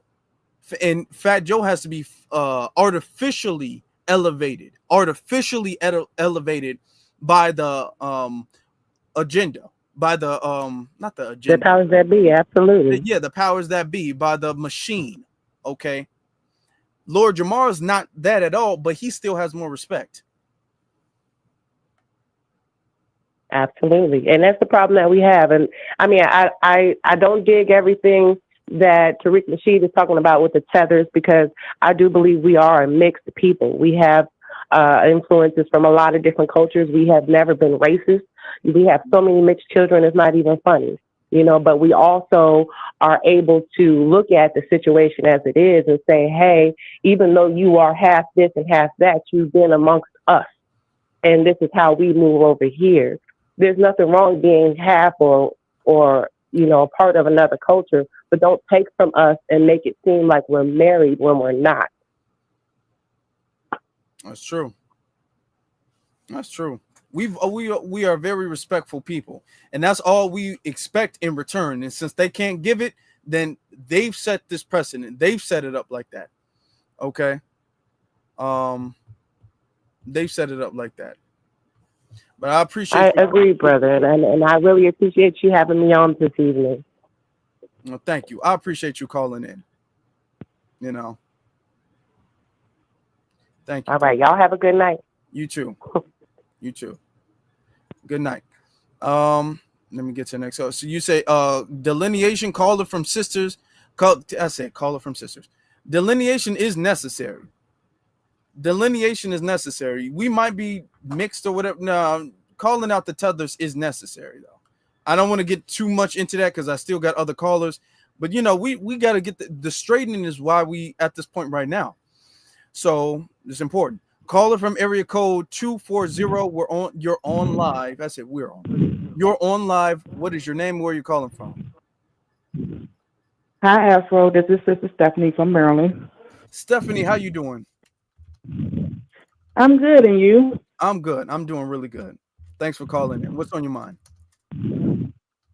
So, all I'm gonna say is this: ain't nobody been selling Sloppy Joe since Lean Back album, okay? And how dare he talk about our lineage and our music, and then turn around and call us the N-word and say that we're racist? That's highly disrespectful. Okay, we're not racist people. Okay, we're the most diverse people on this planet, and that's the reason why microphone checked his ass. Okay, so I'm about to land my plane. I just want to congratulate you on earning your 1K. Keep doing what you're doing, brother. Okay, and I land my plane. Thank you, sister. Thank you. That's very true. That what she said is very true. Sitting up there calling us racist for not allowing you to steal our stuff. They're trying to steal it. It's not even they want credit. They don't want just credit. They want to steal it because it doesn't belong to them. So shout out to her for that. And thank you all for watching so we can get to that 1,000 views, 1,000 live views. I appreciate every single last one of you all. Next caller from area code 267. You're on live. What is your name? Where are you calling from? Yo, Afro, can you hear me? Yeah, I hear you. Yeah, this is Curtis from Philly. Curtis, what's on your mind, brother? How you feel, brother? Congratulations on your 1,000, brother. Thank you. I appreciate y'all. For real. Yeah, I just wanted to say that, you know, Fat Joe, he's a has-been, but I want to say that, you know, we are very special, unique people, man, because what happened to Jordan Neely, nobody else feels it. We feels it because he's one of us. You understand? And I want these tethers to know that they do not feel our pain. That's why they're not with us. You understand? If they're not with us, that means they are against us right there, because every FBA that gets hurt or gets killed by racist people, they cannot feel our pain. Mm-hmm. They cannot. You understand? So I just want to say that right there, because, you know, they try to talk to us, or they try to talk about us right there, but they don't know nothing about us because they never went through what we went through. So all your tethers say, shut up. Keep your mouth quiet. You know, and God bless you, brother. You have a good day, okay? That's true. Thank you, brother. I appreciate your call. And that's very correct. Okay. Because we have an amount of empathy that nobody else in the world has. So you're very correct with that. Yeah, man. And that makes me mad, man, because, you know, especially Fat Joe, like I said, I'm not into rap music, man, right there, though, but he's a has-been, man. Like I said, he just working for the machine. And what I love what y'all did, man, y'all brought the machine down, man. Mm-hmm. Y'all destroyed the Democrats. It ain't no coming back from them, no matter what kind of trick that they come up with, because first of all, Black Alpha, I mean, yeah, Afro League, but somebody give me you and Black Alpha. That happens. People call me Black Afro, and me and Black Alpha get our names switched on. Yeah, I'm old head too, but I'm over 62. But like I said, man, and I'm so proud of y'all, man, because, you know, just, you know, keep spilling the truth out, man, because a lie cannot stand. You understand? Just as long as you keep telling the truth, brother, you will always prevail. You understand? And as I said, God bless you, man, and you have a blessed day, man. Okay, man. And in New York, don't be letting Fat Joe talk about that in your city, man. This is Philly here, man. We're not too far from y'all, man. You understand? And like I said, the other brother said, I don't want to get by me, but I'm an old head. Back in my day, he would get smacked in the mouth 32, man. You understand? So, okay, man. You have a good day, okay, brother? You too, brother. Thank you. Okay. All right. Hold on. Let me see. Okay. Let me see now. Caller from area code 313. You're on live. What is your name? Where are you calling from? Brother Clyde Shabazz, member of the Green Party this year. Peace, love, and reparations, young minister of code. Love your work that you're doing. Congratulations on your 1,000 subs. I'm going to make this real brief. To the old heads who've been calling in, we got to support this young brother. I want to share with you something. I listened to a live earlier from Tariq, and he had a sister call in that said that there's a movement right now to have the FBA movement declared as a hate group by some of these immigrant groups. So I want to caution all the old heads. We need this brother's channel. He's part of the new black media like Tariq, like Jason Black, the Black Authority, Professor Black Truth, Phil Scott. So when you're calling in and you're saying what you want to do, those ops who are listening to our voices, be real careful because they can use it as an excuse to strike you down. And we need your channel. We need your voice. Okay. And I know there's a lot of hurt and pain to the old heads out here. And I feel it. I'm 62. I'm in your age group. But we have to be logical instead of emotional in how we move out here, especially as black men. We're the leaders. And as black men, we know that we can whoop that AZZ. We know that. Tariq had a mixed race guy from Albania and from Haiti calling in saying that he wanted that goofy ball Myron Gaines to get one of his followers to delete him, you know, and you know Tariq handled himself and that kind of thing too. So we don't want to respond with emotion. And we get that the NBA in New York, they may be only 10, 15% of the population, and the FBA in LA, they may be only 10% of the population in California, because these other groups are the majority in those two states. So a lot of times, like in LA, it's the Mexicans, and in New York, it's the Puerto Ricans and these others that feel comfortable using that N-word. But we have to be strategic, those of us in middle part of America, in the North and the South, okay, who don't tolerate that disrespect, because we know what would go down. But we need your voice. Real quick, as it relates to the cultural aspect, we already know that fool is a lie, okay? We know that. The brother from DC talked about that with the go-go music.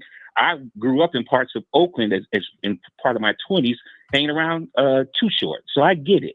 But as it relates to, as we move forward with the reparations question, I ran and am a member of the national party, of the Green Party, and in the state. And we had as part of our national platform, Jill Stein ran as our presidential candidate. I ran, this is my third time running for Congress. I ran against John Conyers, young brother. He's the original author of that sham HR 40 study bill, okay? I ran 3 times for Congress as a Green Party. I want all the blacks listening nationally to hear me out. That's probably like what ancestor Malcolm X was telling us to do. And Tariq is getting us on code, but we got to have a political solution as well with our vote. He told us 60 years ago to leave the Democrats and the Republicans alone. So we got these idiots like Myra Gaines and who's from the Sudan. His real name is Amru Fado. I want to let y'all know that too. Amru Fado. He's from the Sudan. All right. Candace Owens, who's from Barbados. They're on the right. But then you got Fat Joe and Roland Martin on the left. He's from Haiti. And we know we're Rican Cuban with Fat Joe. Neither one of us mean us any good. So when we get together in these spaces, we have to be logical instead of emotional. And we do have a plan. And Sandy Darity has already broke it down that we're $350, at least 15 to 20 trillion dollars is owed right now. That would break down to 350K. I ran a plan this year to make us get $1,500 a month for the next 20 years, which would equal to 350K. That's just on the cash side. We're not talking about on the land and the other benefits in a anti-black hate crimes bill, which would cover not only police brutality, but the prosecution, the judges, including the intelligence services who were following and harassing ancestor Malcolm X. We got a plan, and we got some very intelligent old heads and young heads like yourself. We just got to connect the dots, get together. Please take down my email address, young man. It's Clyde.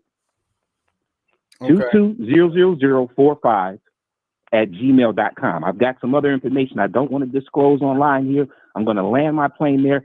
Keep your good work going. I'm going to send you something, and we want to build you up to 100,000 subscribers.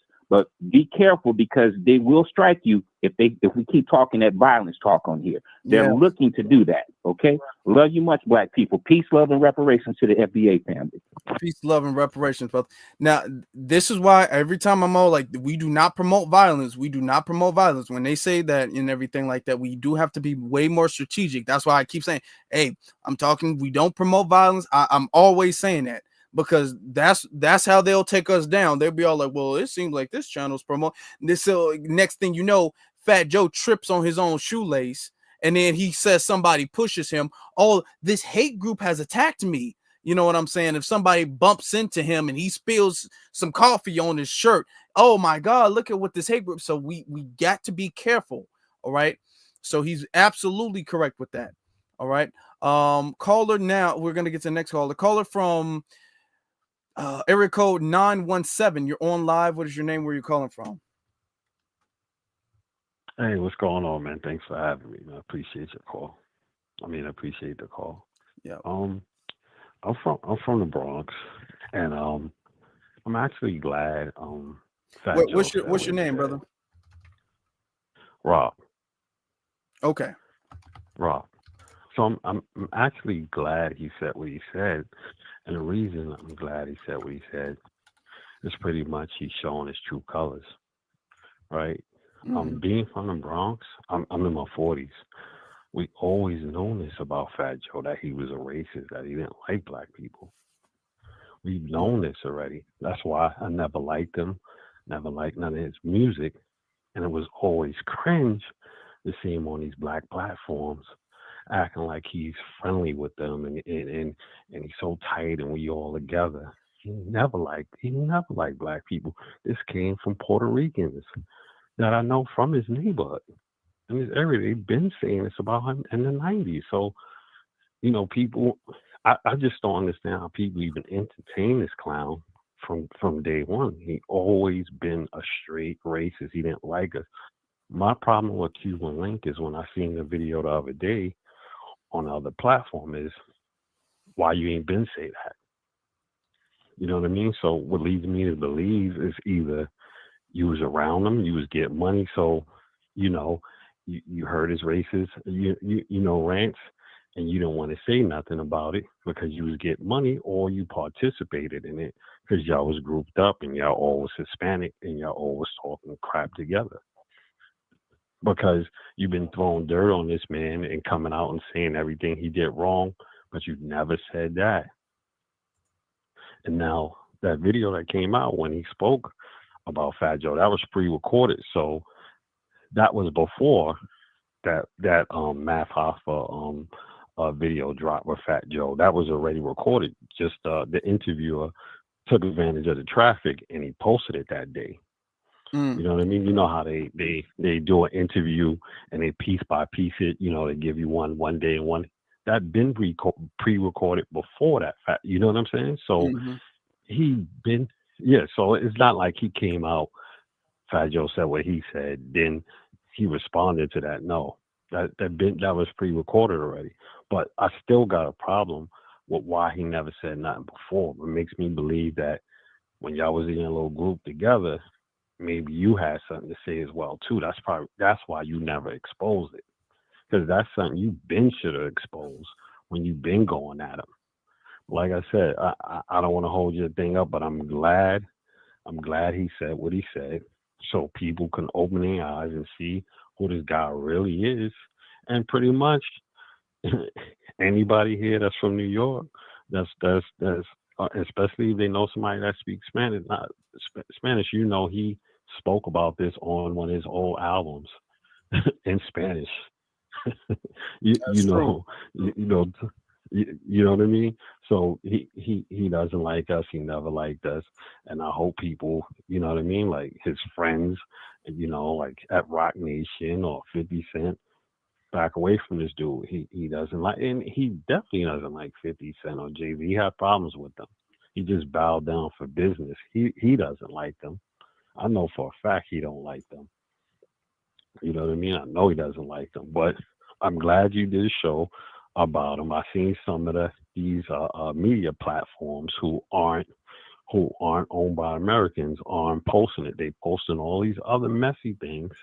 You know what I'm talking about on Instagram. They post all these other messy things. Why they haven't posted that? You know what I mean? Because they say Rock Nation, controls a lot of black media. So I wouldn't be surprised if the Breakfast Club, they're probably on vacation now because of the Christmas holiday, but I wouldn't be surprised if they don't mention it. Yeah, You know what I mean as well. it would be interesting to hear Charlemagne say something. That would be interesting. You know, Charlemagne, he too wishy-washy, so I would just be curious to see his response to it.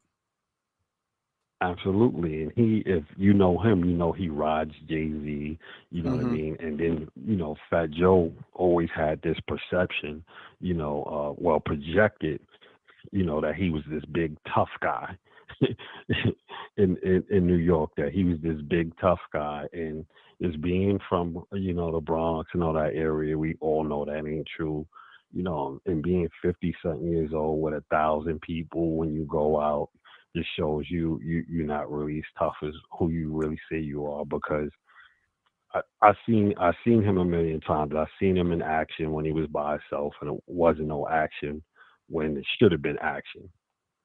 So we know the truth here. You know what I mean? He gets on and you're almost 60. You talk about nobody want a problem with Fat Joe, and even when he referenced Dame Dash recently, he know what it is with me.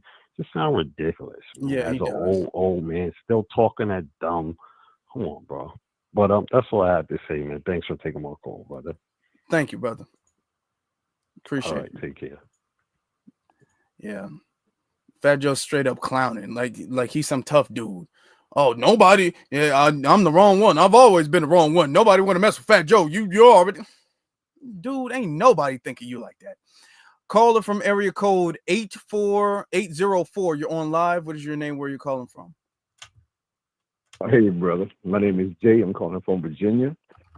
And I want to let you know that you have a great show, man. Thank you.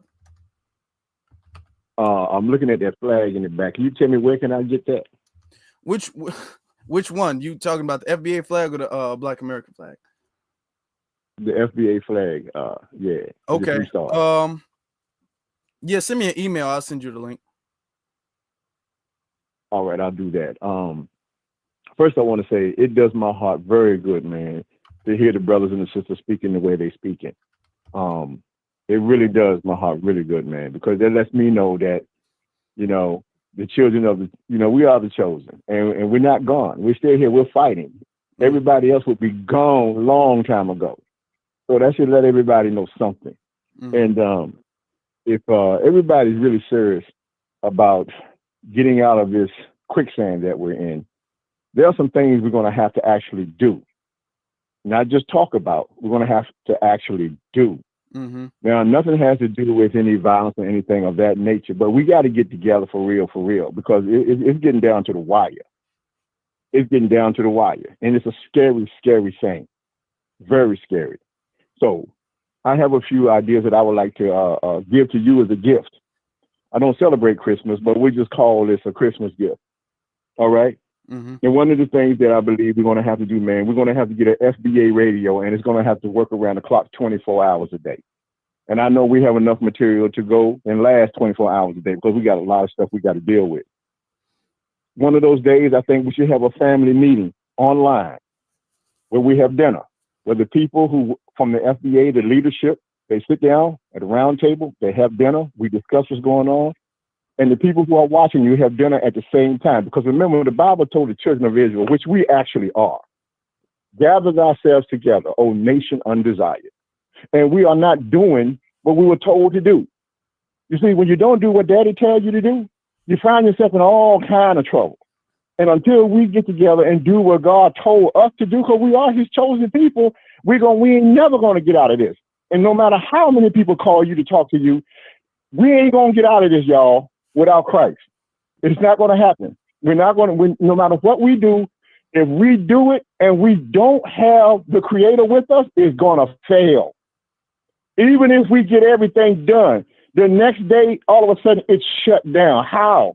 did that happen? We didn't do what we were told to do, and we got to do. And it's a blessing and a curse, because he made us the greatest things in the world, but there's some stipulations that come along with that. And we decided, hey, we can do it better. And that's why we're in the condition we're in today, right? And, there's this little thing I want to do that I believe can show our people that even though we're separated and we're broke up and all this stuff, we can accumulate money together. How do we do it? You say, well, you can't trust anybody. You can't do this. You put your money here. You give your money there, and they take it from you. They hustle you. They con you. It happens every day. But what we can do is something very simple, and that's to go back and look at how our ancestors survived the greatest atrocity on earth. It's so bad, man, that they hid all that happened to us. It's that bad. It is that bad. And how did they make it through it? They did little small things. They took little mayonnaise jars, and they would take a quarter or a penny or a nickel or a dime, and they would put it in that jar, right? And then they would get together with other brothers and sisters who were also enslaved, put their little money together. That's how they got the money to travel around this place. We can do the same thing, because the Bible said, seek out thy ancestors. We're going to make it, y'all, in the modern day. There's no way we're going to make it through this thing trying to deal with it in the present and acting futuristically. We are going to lose. Yes, sir. Lose. But, we got. If we don't go back, Yeah, but we have more people who called in, so I'm gonna let you get your last 20 seconds to really land your plane, and then I gotta get some more callers. Got to be fair to everybody. I got it, brother. But we need to go. But we need to go ahead on and do certain things, man. And we need to work together. We need to do it online, because we can't get together physically. So we got to do it that way. And we need to bring forth multiple charges of theft of historical intellectual property. And we're dealing with this Fat Joe stuff. That's just the tip of the iceberg. And who really cares about that dude? This is way bigger than that. This is just letting you know there's a problem and we're in trouble. Fat Joe, who cares about him, man? Nobody really does, man. This is way bigger than that. So I'm going to let you go, brother. And what's that email where I can get that flag? It's AfroElite10. That's 10. AfroElite10@gmail.com. And it's in the description below too. So if you forget, you can just go to the description. All right, man. God bless you. Thank you, brother. You have a good night. God bless you too. All right, now we're gonna get to the next caller. Caller from, appreciate y'all patience. Y'all some patient people. Caller from area code 404. You're on live. What is your name? Where are you calling from? Peace. What's going on, Afro? This is Brother Wise calling from Georgia. What's on your mind, brother? First, I want to give you your flowers and really show appreciation to you for putting boots on the ground in your hometown, in your home space. You're a soldier, brother, and I appreciate and am inspired every time I see you. Throw flames at that mayor. There in Chicago. Yes, sir. Peace to everybody in the space. I just wanted to say, with all of the heat and energy that we're directing at Fat Joe right now, we got to understand he's taking a play out of Donald Trump's playbook. Good press, bad press is all good press. And that brother, Fat Joe just dropped the album. And so he's just trying to garner all of this energy after the wrench was thrown in his bag when the Democrats lost. So let's remember that too. We don't need to give him too much shine. We need to give ourselves more shining than we're giving our enemies. I got a couple terms. One of them is white Tino, and Joey Cracker with 3 Ks in it. We can we just respond in those levels when we doing our business online. Another thing is hip hop as a culture is not controlled by any industry. We see that in our perspective because they've been able to control the industry that surrounds hip hop. But our culture is our culture, no matter what. Because if they took it over, then there would be no fight right now. They would just have it. You know what I mean? And that's the whole reason why we're in this fight, is because they're still trying to encroach on what we have. So people, let's not determine that they already have the culture or that they control the culture. They just exploit the culture. You know what I mean? So the man who plugs in the mic will be heard more than the man who speaks with his regular voice. I won't keep y'all too long, but another thing is, if we really care about hip hop, then we need to start elevating a lot of these independent voices and MCs that we all know, rappers that got that fire, but they don't have the exposure. So we have to find a way to start giving them that light, the same way we giving our political voices the light. You see what I'm saying? The same way we talking about reparations and all of that. We need to also honor our artists and paper them up and elevate them, because it's all about our people. So not just fighting for our rights, but also pushing forth that energy and that creativity that created these cultures in the first place. Let's take our focus off of so much of them. We can still fight our battle, but we got to stay creating and stay making cultures. So I just, wanted to share that with the brothers and sisters. You know what I mean? Keep up the fight. The fight with the Democratic Party is not over. It's not over. You know what I'm saying? And we need to, another thing we need to do that Cat stopped talking about is that we need to snatch back that Freedmen's Bank. You know what I mean? After Kamala Harris turned that over to the tethers, you know what I'm saying? And no one, we just let that happen. That was a couple years ago she did that. Yeah, well, we're going to have to talk about that. That needs to be a whole nother subject. Because the whole freedom stuff, we need to strategize with that. And that's something I've been meaning to discuss, actually. But that's something we definitely got to pay attention to. But thank you for your call, brother. All right, brother. Peace. Peace, brother. All right.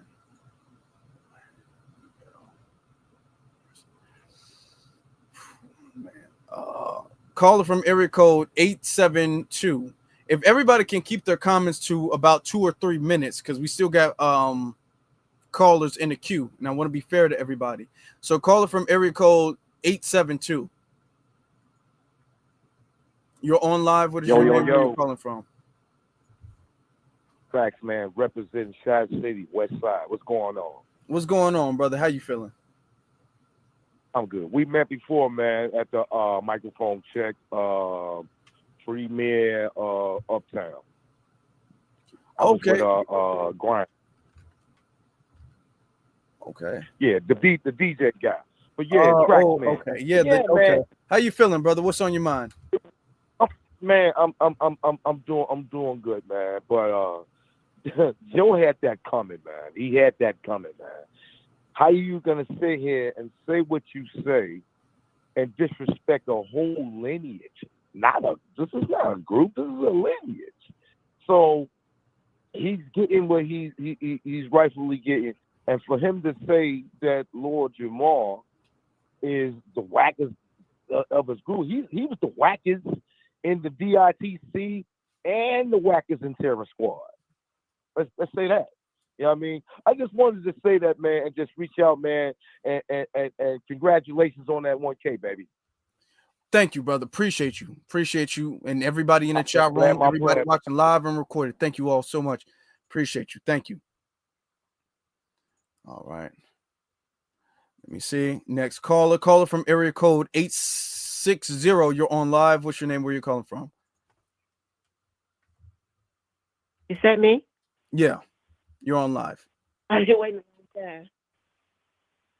Okay, so what I've been waiting to say is that. Hold on. What's your name and where you're calling from? I'm sorry. My name is Rose, and I'm calling from Massachusetts. Okay. What's on your mind, sister? Well, I just want get back to the topic about Fat Joe and how he was basically disrespecting foundational Black Americans. For some reason, I think he feels like that for some reason the Puerto Ricans, for some reason, created hip hop and rap and all that stuff. It was already here when they came. This is what I'm trying to say. It was already here when they came here in the 30s and 40s. We were already here. See, all that music that we created. Can you hear me? Mm-hmm. I'm listening. Can you hear me? Oh, all that music that we created, that was our music. That started way back in the 1800s. You know, Mm-hmm. all the break dancing and all that, anything you can even imagine, we did that for the Nicholas brothers, all even before them, all the way up. James Brown, I mean that he was a baby. I mean, yeah, Fats Dominoes, all of them, man. You know, here they come up in here acting like they done created something and ain't giving nobody no props, just walking up here, busting the door down, trying to say like they created every doggone thing. You know, that's what I'm trying to say. I don't give a doggone about who got beef with who. I'm talking about where it came from. That's what I got to say. And y'all got no doggone respect. That's the thing I'm saying. Y'all ain't got no respect. Y'all come to somebody's house, somebody invites you in. You came in over the river. We was already here over the river, trying to get you over. It was because of us that you got here. I just want you to understand that. That's how you got here, because of us. Now you come here and give us respect and start acting like you own the place. Because now you got us upset. Now when you get mama upset, now we upset. So now you need to step back and check yourself before you wreck yourself. Okay, I'm out. That's true. Thank you, sister. Thank you. That's very true. They come over, they take a little bit, you know, we welcome in, we cool, we friendly, we hospitable. The next thing you know, all of a sudden they start acting like they own something. Then when it comes to the barriers, when we try to put some type of barrier there, they acting like they own something. So he used to mess up caller from bad area code. Caller from area code 562. You're on live. What is your name? Where are you calling from? Hey, what's going on, Afro Elite, man? Hey, this is D from LA. D from LA. What's on your mind, brother? Man, hey, man, look, man, I'm just chilling with the grassroots, man, and we winning, bro, and we ain't laying down, man. I'm happy to be a Black American, man. When I woke up this morning, when I go to sleep, man, I'm gonna feel good being one, and when I wake up back again. Yeah, I just want to touch on the Fat Joe joke situation. You know what I'm saying? Because I'm glad that Tether Harper didn't line him up and didn't stop the man from talking and telling us his true colors, which we all, the grassroots, already knew how he was getting down from the get go, and he just exposed his anti-Black racism on a national stage, where now not just the Black grassroots know about it, but now the whole rest of America know about it, and other countries, because he put himself out there, and Matt Hoffa gave him a rope to hang himself. You know, he got so emotional to where, he had went out spilling out his feelings about stuff that happened to him growing up as a youngster, when he was trying to fit in or go along, get along with everybody, and and the way he was getting down probably when he was a youngster, you know what I'm saying? People had to, test his pimping and check his temperature, and he probably was saying a lot of weirdo type stuff that he heard his household was saying about Black folks, and he thought he could get away with saying slick stuff to us, and folks out there checked him on it. So now he used our culture to monetize off of it and get riches out of it, right? So now, since you got other melanated folks co-signing him and sitting down in interviews with him, it's okay for him to call us N-words and broke and busted and disgusted, and we got mental ill problems, and you know what I'm saying, Lord Jamal is a loony bin. So now we just gonna keep the pressure on him like we keep the pressure on, vitriolic Tether. You know what I'm saying, from the diaspora that come with that coon class and the white supremacist talking points, which we got to do. I hate that we have to do the checking though, Afro. Instead of their own people, when they have to do checking their own people about being anti-black with that racism towards us, bro. So when we do it, it's a big outcry and everybody want to get defensive when we check them, and we wouldn't have if their own ethnic group was checking them, we wouldn't have to do it. It wouldn't be as harsh. But since y'all is basically with y'all silence giving an okay to these people to be anti-black and say all kind of, you know, saying degenerate things to us and disrespect Black Americans. So when we do it, don't get mad. Y'all gonna have to catch some strays because we've been telling y'all that for years now, and it seems like they're not getting it, Afro. So, you know, Fat Joe is basically counseling, man. He ain't got nothing coming. I don't care what the tethers and anti-black say about supporting him, you know, or nothing, you know. So yeah, Afro, man, we gonna keep tether bashing, man. We gonna keep counseling Fat Joe, and man, B1, I'll holler at you. Go. Appreciate you, brother. Yeah, we staying on them. We staying on a bumper, you know, metaphorically. We are staying on their bumper metaphorically. Caller from area code 30310. You're on live. What's your name? Where you calling from? Yes, my name is Onita George. I'm calling from Las Vegas.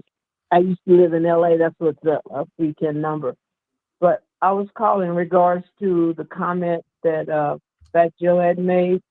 And I'm 76 years old, and a lot of the things that they say, it's just too far out. I was born like in the 48, so in the 50s, I was a little kid, and there wasn't any Jamaicans or Trinidadians. Any of those people weren't over here at that time. And when everything was going on, when we were demonstrating and all of that, well, see, they don't know nothing about that. But what they need to do to prove something is to go on Family Search. And if you can get your lineage from Family Search, which I did, most American blacks, we can get our lineage. You put your name in and you get in there and you'll find all your native black Indians that belong to your family. And so they just need to lighten up on us and give us a chance, get ourselves going and get our reparations. And get our grandkids our reparations. So that's all I wanted to say. Yes, ma'am. That's important. Like I said multiple times, know who you are, know how to trace your lineage, your paperwork, all that DNA, all that, anything and everything you can use to help your reparations claim, you and your family, do that. So it's a very smart advice. Family Search is free. Family Search is free. You can get all your lineage. Yep, that's what we need to be on. Y'all take note. Thank you, sister. I appreciate your call. All right. Thank you. All right. You have a good one. Caller from area code 424. You are on live. What is your name? Where are you calling from? What up, Afro? This is Dominique. I'm calling from Long Beach, California, man. I'm a social media superhero in the chat. Shout out to all the brothers and sisters in the chat, and shout out to you, young brother, for doing your thing. So this situation with Fat Ass Joe, it's a teachable moment for all of us. And it's, to me, it's something I've been saying for years and years. I was dabbling around in the music industry, producing and doing all this stuff for 25 years, man. And don't do too much of it anymore, but it's something that I noticed back in the day. So the teachable moment is, we as Black Americans, we have good heart. We like to welcome everybody in. We like to show people what we're doing and get them a part of it, give them a way to eat, share our culture with them. We need to start being more stingy. And I've been saying this for years. We need to stop letting these people, giving these people a ghetto pass. We gave fat ass Big Back Joe a ghetto pass, and he's been using it for years, calling us niggas, nigga this, nigga that, doing that, putting all the stuff in the songs like he one of us. And then now we see his true colors, but actually his true colors came out a long time ago. We just were not paying attention. So sometimes we can be blind and too nice. We need to start being selfish and revoke all these people's ghetto card we done gave them. That's everybody from Busta Rhymes to you know, Fat Joe to Nicki. What's her name? The chick. What's her name? You talk about Nicki Minaj. Is that who you were referring to? You said Nick, right? No, Nick? well, yeah. Yeah, Nicki Minaj, yeah. Okay. Take all these people's ghetto passes and revoke them. Revoke them. Tell these people, you know, because what they do, we give them a ghetto pass, they sit there and they use it and use it and use it for years and years and slide by, and we let them get away with it. And the next thing you know, they throw it back in our face and they spit in our face, man. And you know, we need to just say, hey, look, this is enough of this crap. You know, we need to protect our culture, be more selfish. Don't let people infiltrate us like this.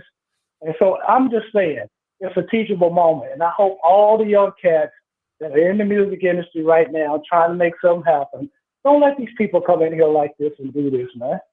You know, we got to protect our stuff. We invented hip hop 100%. You know, we did. That was our hard work. That was our brothers in New York, first of all, who thought of it. You know, all these cats from back in the day, like, you know, all these people that was in microphone check and all that. You know, we invented that. We can't let these people do this to us, man. And so I'm glad we stepping up as a people now. We're having pride in ourselves, and we're doing our thing. And I love everybody in the chat. Love all my brothers and sisters, FBA all day. And that's it for me. I'm going to land my plane. FBA all day, brother. Thank you so very much. Appreciate you. All right, appreciate you. You too, we're gonna get to this caller, then we're gonna wrap it up for the night. We had a lot of good callers. Shout out to every single last one of you all. Caller from area code 678. You're on live. What is your name and where are you calling from? I didn't hear you. What'd you say? Which my man, it's the hip hop chef. Chef Chris, known as the hip hop chef. I just had to turn my mic down. Where you calling from, brother? Atlanta, Georgia. You say the Rockstone now, man, outside of Atlanta. All right. What's on your mind? What's on your mind? Man, I'm listening to all this.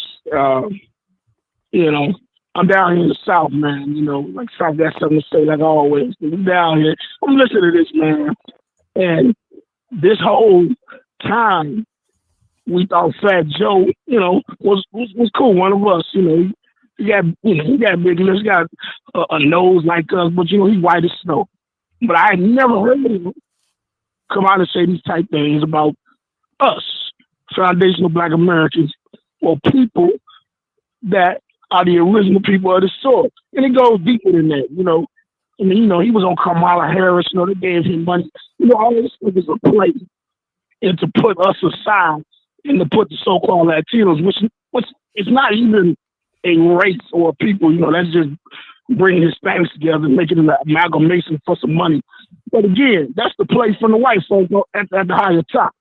That's the table he's sitting at right now. So I guess he thinks, you know, this is what he can do right now. Shit, I done made my money. I done sucked it up in here and played around and you know, and I can say what I want to say.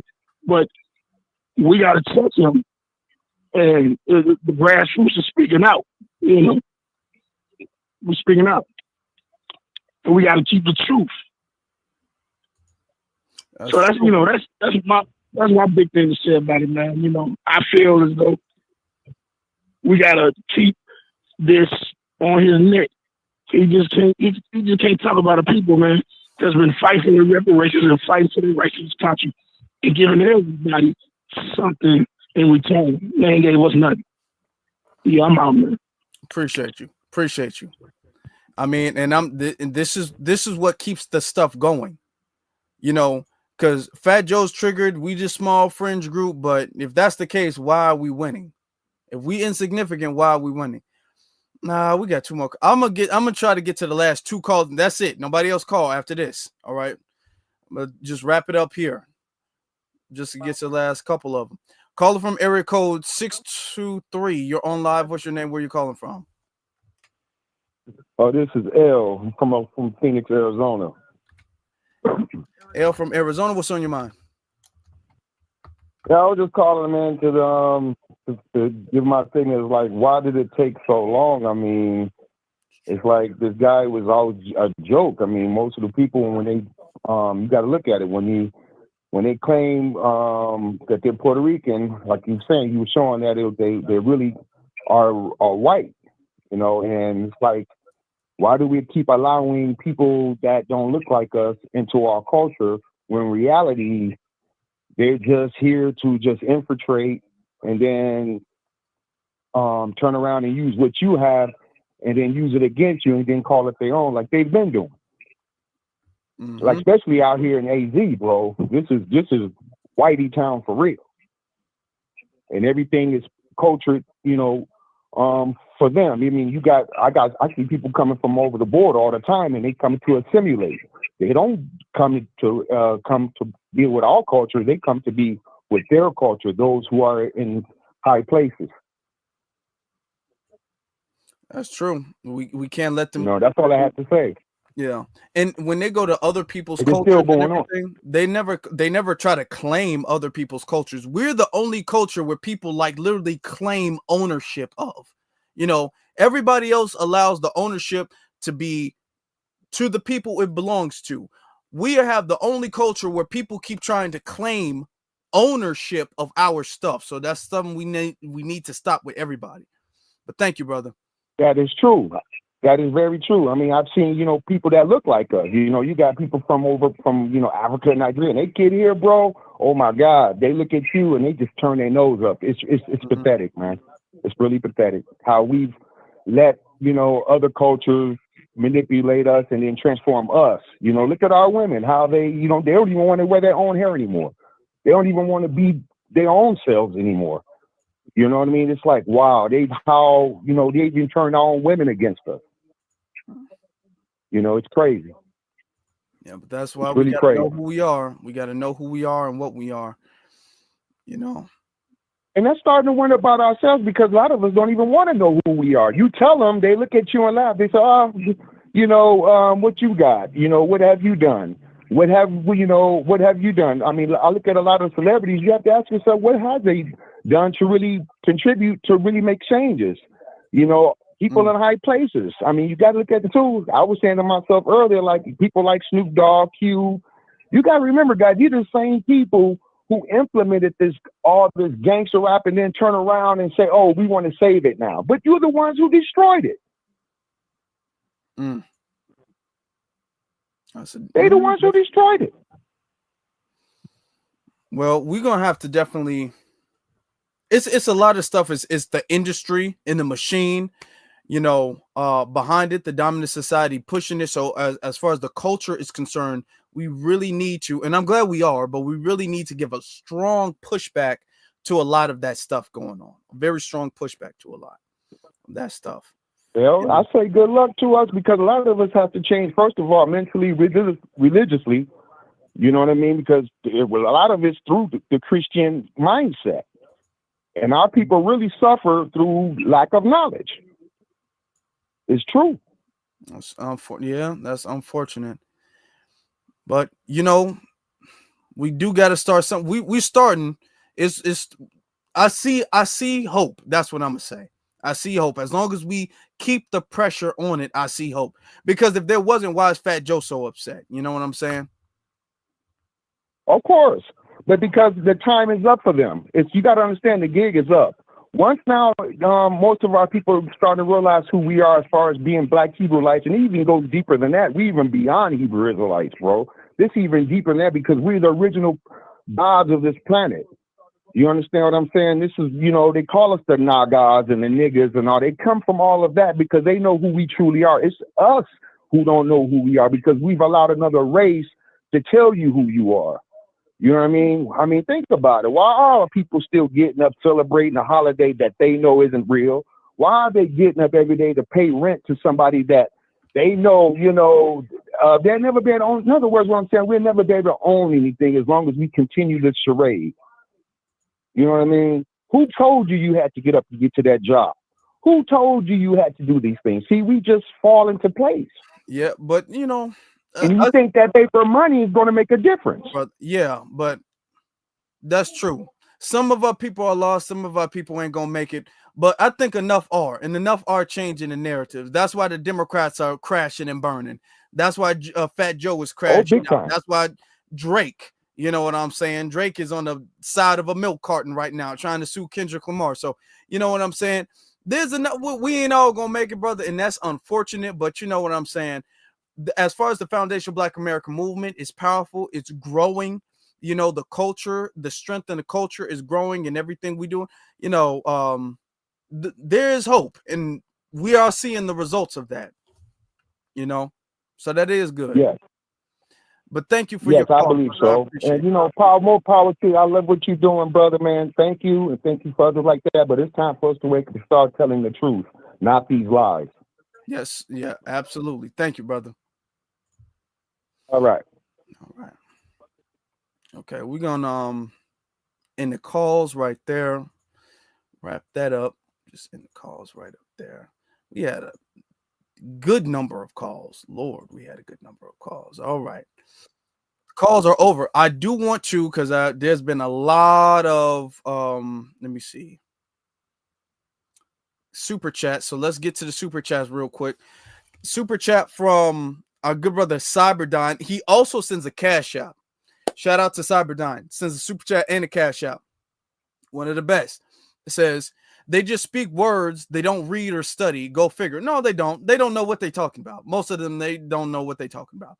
Iron Will, our brother Iron Will says, apparently when he was 10, he attacked a 7-foot-tall ex-con with a machete. Okay. That he was cooking with, according to him. Now, yeah, okay. According to Fat Joe, when he was 10 years old, he was swinging machetes at 7 foot tall. Okay, yeah, sure. Okay. Fat Joe needs to write books with all of his tall tales. Yeah, that's true. That's true. Fat Joe's always claiming he's doing something. He's this amazing, spectacular. None of his stuff can be proven. None of his stuff can be proven at all. And it's not supposed to, because it's all lies. Shout out to Antithesis. He also sends a cash app too. And the super chat. Shout out to Antithesis. He says, the code is the leader. The code is the leader. We don't have any, there's no man that's the leader. There's no woman that's the leader. We are led by the code. Each and every single last one of us. It is just the code. What is on code? That's what we do. The code is the leader. That is it. That is all. Shout out to Hurricane. Our good brother Hurricane says, congratulations on the 100 the 1K Afro. Great way to end the year. It is. It's magnificent. I really wanted to do it. I wasn't gonna be too mad, but I really wanted to hit that goal. You know, they've been messing with the channel. They banned some of the videos, cut the live streams in the middle of it and everything. So I was like, oh, I don't know if we can do it, but we did it. So thank every single last one of y'all. All right. Shout out to our good brother Hurricane. Shout out to Toya Lee. Sorry, Toya Lee. Congratulations. You are phenomenal. B1. Thank you so very much. You are phenomenal. Thank you so very much. Appreciate you. Stephanie, she called. Shout out to Stephanie. Well deserved, Afro. Congratulations. Thank you very much. Congratulations to you all. I feel like this is our accomplishment. We have done this. This is our accomplishment. All right. We've all done this together. Shout out to TW since $100 super chat. Shout out to TW. Thank you, TW. Congratulations on the 1K. Merry Christmas. And may 2025 bring even greater YouTube success. Thank you so very much. I appreciate you, family. Thank you so very much. In 2025, we're trying to start the year off great, trying to start the year off phenomenal. So 2025 is going to be great. Thank you so very much. Terrell Evans says, Keep your foot on the next Afro. Salute family. Oh yeah, I'm keeping my foot on their necks, metaphorically, keeping their foot on their necks. Thank you so very much. Cyberdyne again with another $20 super chat. Says, congratulations, Afro. Happy Aratasase to the FBA Freedman family. Happy Aratasase family. That's our holiday, our cultural holiday. Thank you so very much for that. Antithesis says, FBA salute to Afro Elite. FBA salute to every single last one of you all. FBA salute to you, Antithesis. Thank you very much, and I appreciate your call. Detroit 313 says, JJ Icefish is top 10 than Fat Joe. Petty, true, but petty. If you guys know who JJ Icefish is, that's like a parody rapper to a degree. He's like a parody rapper. So shout out to him. And shout out to every single last one of you. Shout out to, let me see, Cornell Sky. Cornell Sky sends a super chat. Shout out to Cornell, a cash app. Cornell Sky. Sly. Cornell Sly sends a super chat. Cash app. So thank you very much. Oh yeah. Don't be playing with no JJ Icefish. Oh, JJ Icefish is that dude. Don't play with JJ Icefish. Okay, he'll put it down. Fat Joe think he's somebody to mess with. JJ Icefish ain't nobody to play with. He ain't nobody's joke. I appreciate every single last one of you guys. I want y'all to understand this is what we do when we're locked in and on code. Okay, we got political candidates. This woman is the vice president of the United States of America. We had her. She's sitting up there devising all these plans with other anti-black people of color, anti-black tethers and things. So she's like, hey, I'm not black, you not black. Let's work together on this. Fat Joe's like, I hate black people. You hate black people. Let's do this together. And he wound up losing. Now he's out here panicking. Now he's out here, doesn't know what to do. He knows all of his endorsements pretty much thrown out the window. He ain't never going to host nothing relevant. He never going to be relevant again. Nobody has any respect for him. Now he's starting to name drop. He coming after Lord Jamar, coming after Tariq, coming after TBA, coming after everybody, FBA, and he's getting his ass whooped everywhere he goes. And I'm glad that this is happening, because now we're starting to see even more so that this black and brown thing don't exist no more. We're starting to see the receipt. Oh, this black and brown stuff, because y'all be black and brown and black and brown and black and brown until we put a barrier, a restriction, until we have any type of restrictions, any type of standards for ourselves. Oh, y'all turn that brown stuff off. Y'all sound white now. He's calling us a hate group, saying he sounds like a white man. That's why I said Fat Joe is a racist white man. Fat Joe is a racist white man.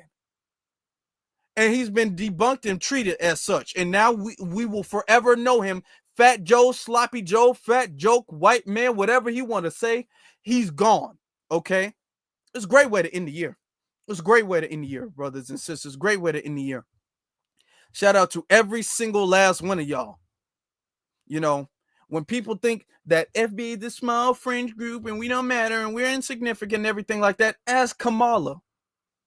Oh, just ask Kamala how small and insignificant we are.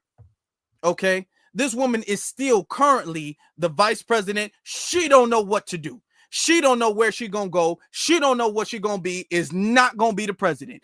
All she does know for a fact is wherever she's going, whatever she's going to be, it won't be the president of the United States. We're gonna tell you that. Let you know that. Letting you know that right now. That's what we do know.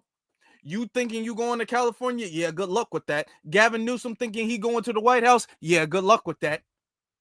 Good luck. We're small and insignificant and we don't matter. Oh, yeah, well, ask Roland Martin how much we don't matter. Why is he always talking about us then? Why is he always mad then? If we're small and we're the losers, why does he always talk about us then? If we're small and we're the losers, why is Fat Joe so mad? If we don't matter, why is he so mad? Why is he always talking about us then? If we don't matter, why is Myron or Amru Foodie for whatever his name is, why is he always so mad? Why is he always talking about us then if we don't really matter? Seems kind of odd that people who don't matter create so much havoc, that people who don't matter create so much damage, that people who don't matter have so much motion. That's a little weird, don't you think? Don't you think from people who don't matter, from people who are small little fringe group on Twitter, and we don't move the needle? Seems we seem to move a lot for some people who are small little fringe group who's on Twitter and who's just raging, and nobody listens to us and nobody thinks how we think, and we hate on everybody. But you got y'all mad. We beating y'all ass, whooping y'all ass. You can't go to the White House. You can't go to the BET Awards. You can't get anywhere in anything. Every time you step outside, metaphorically, getting your ass whooped. Getting your ass whooped. Smacking feet like with Kendrick Lamar. Shout out to Kendrick. But brothers and sisters, I appreciate every single last one of you all. We've been on here for almost 4 hours. I don't remember the last time we had a 4-hour live stream, but that's because of the callers. We had some great callers. Thank you so very much. Okay, we ended the year off well. We're starting the year off 2025 great. This is a great way to start the year off. Thank you so very much, family. All right. I appreciate every single last one of you all for watching. I appreciate y'all so very much. Be one to every single last one of you all. Family, y'all stay blessed.